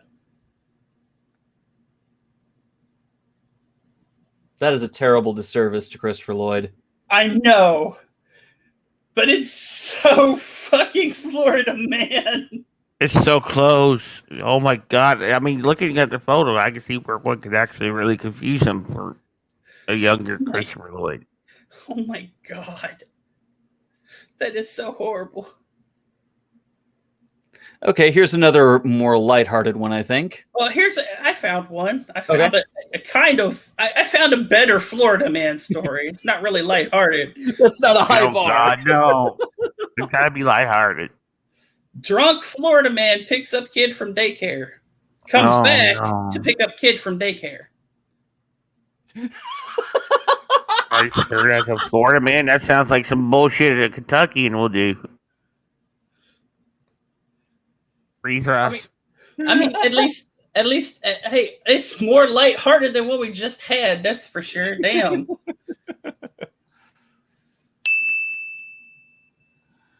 Oh. Drunk Florida man yells, "Come and get me," to deputies. Is arrested. Wow. From the Tampa Bay Times. Defuniak Springs. A Florida man was arrested this weekend after fleeing a traffic stop, then later coming back to taunt officers and do donuts in his four-wheeler, according to Walton County Sheriff's Office. And I think that's all that I read, because that's... He ran away from a traffic stop and then came back on his four-wheeler to taunt the police. What a dumbass. And gets arrested anyway. Wow. Okay, so here's a story of sticky justice. Florida man ends up taped to airline seat after groping and punching flight attendants. It's terrible. Yes, it is. That's why it's duct tape. Oh. The guy was taunting passengers, saying that his parents were worth millions of dollars and his grandparents were worth millions of dollars. Why the hell are you flying Frontier then? If you're you're worth so much, maybe fly Was it- first class on something else. Was it Anything else. Was it You're Alec flying Peters? coach on Frontier. You're No, not fooling anyone. Peters is in Georgia, not Florida. Stop it. Oh, Well, it's close enough. He could have went to Florida and gotten on a plane. His parents are rich, and he's an outcast, and you would be flying to coach. oh. He later made a post saying it was the most dehumanizing thing he'd ever experienced. Maybe learn from it. Have a little introspection. Figure out why it all happened to you. Why the passengers were taunting you after you got duct taped. Well, Don't touch I've- flight attendants inappropriately. I think we got a Darwin Award recipient here. Oh, yeah? Yeah. TikTok star Timbo the Redneck, 18, is crushed to death after falling out of his truck, Judy, while spinning donuts. Stop it. Get some help. Well, he can't get any help. He's dead. And 18, so Ooh. This that's is a good. better one. This is good. I said I was going to stop, but oh man. This one's from 2011, but holy crap, is it weird. Florida 2011 man was a weird arrested year. in bizarre butt-enhancing case. What? From CBS Miami. Miami Gardens. Another man has been arrested in connection with the bizarre buttocks-enhancing case in which a fix-a-flat, cement, and mineral oil were allegedly injected into patients' backsides. Corey Alexander Eubanks, 40, was arrested by Miami Garden police Friday. In addition to the arrest, Miami Gardens police say another victim has come forward, allegedly treated by Eubanks and O'Neill Ron Morris. Morris was re-arrested on the new charges. He was out on bond after being arrested when the first victim came forward last week. Police say Eubanks and Morris worked together and shared the money. In fact, the arrest form says Eubanks would escort any witnesses out of the room before injections were administered. The case began when state and local officials claimed Morris, 30, used cement, fix-a-flat, mineral oil, and superglue in a mixture that he allegedly injected into the victim's body for cosmetic surgery purposes.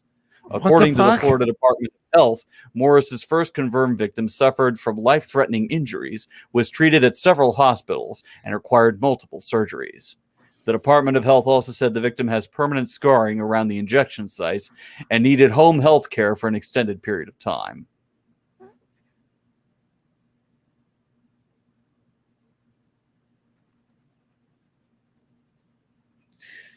Okay, so I have a Italian Florida man story, I guess. Ooh, okay. Florida man and woman arrested after spatting with spaghetti. A Florida man and woman took a trip to the big house after a domestic altercation ended with the tossing of some saucy noodles. According to the police, 45-year-old Stephanie and 35-year-old Adolfo were in an argument that led to a physical altercation. Officers say that both suspects and victims, which in this case are both the pair, shoved plates of spaghetti in each other's faces. When the officers were called to the couple's residence in Clearwater, they were both covered in spaghetti upon the officers' arrival. The arrest affidavit states that alcohol was a factor in the pasta mayhem.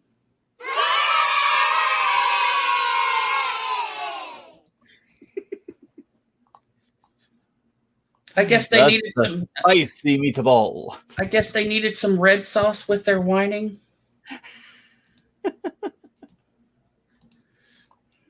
Oh my.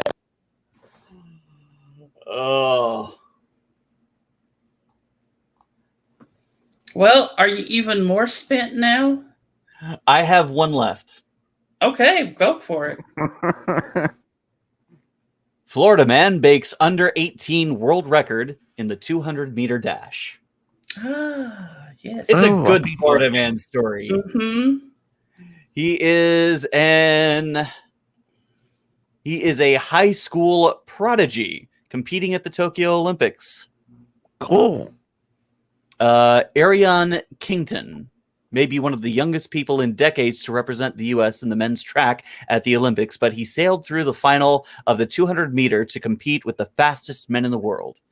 I don't really try to put my age in it. I just go there and run like I'm an adult, just like they is, he said earlier this week. The 17-year-old from Tampa, Florida, has made a dramatic rise in track, including knocking down the under-18 world record set by Jamaican track legend Usain Bolt in 2003. He broke Bolt's record. Wow. Okay. His last name is Knighton. Knighton.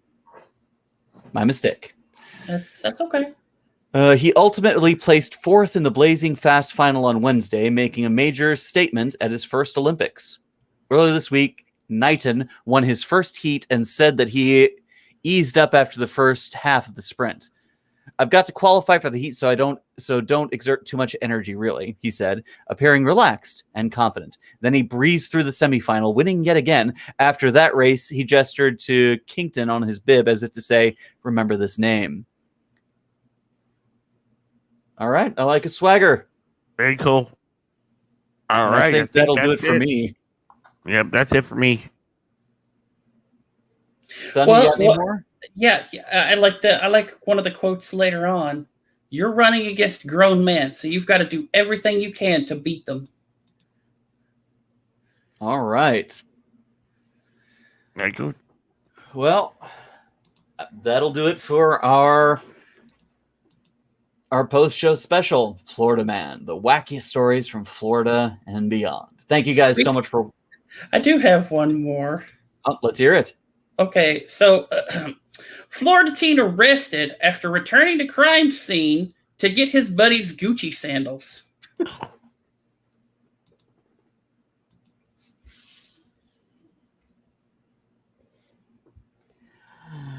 Damn you, Florida. You are made of stupid. Yes, you are. All right, Dia's got a dad joke to play us out on tonight. Let's hear it, Dia.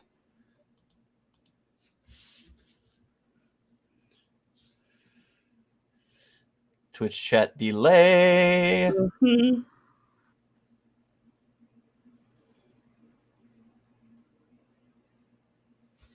Bum bum ba-da-dum bum bum. Keeping up all the dead air. Do you know what Montel Jordan's new flower shop is called? No, I don't. Why don't you tell us?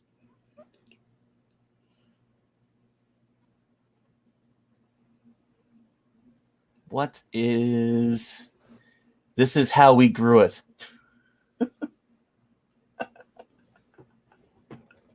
Okay. This is how we grew it. I get it. I just it took me until the punchline to understand who the hell that even was. Same. All right. Thank you guys for watching. It's been a good night. I wish you a good night as well. We'll see you next week. Good night.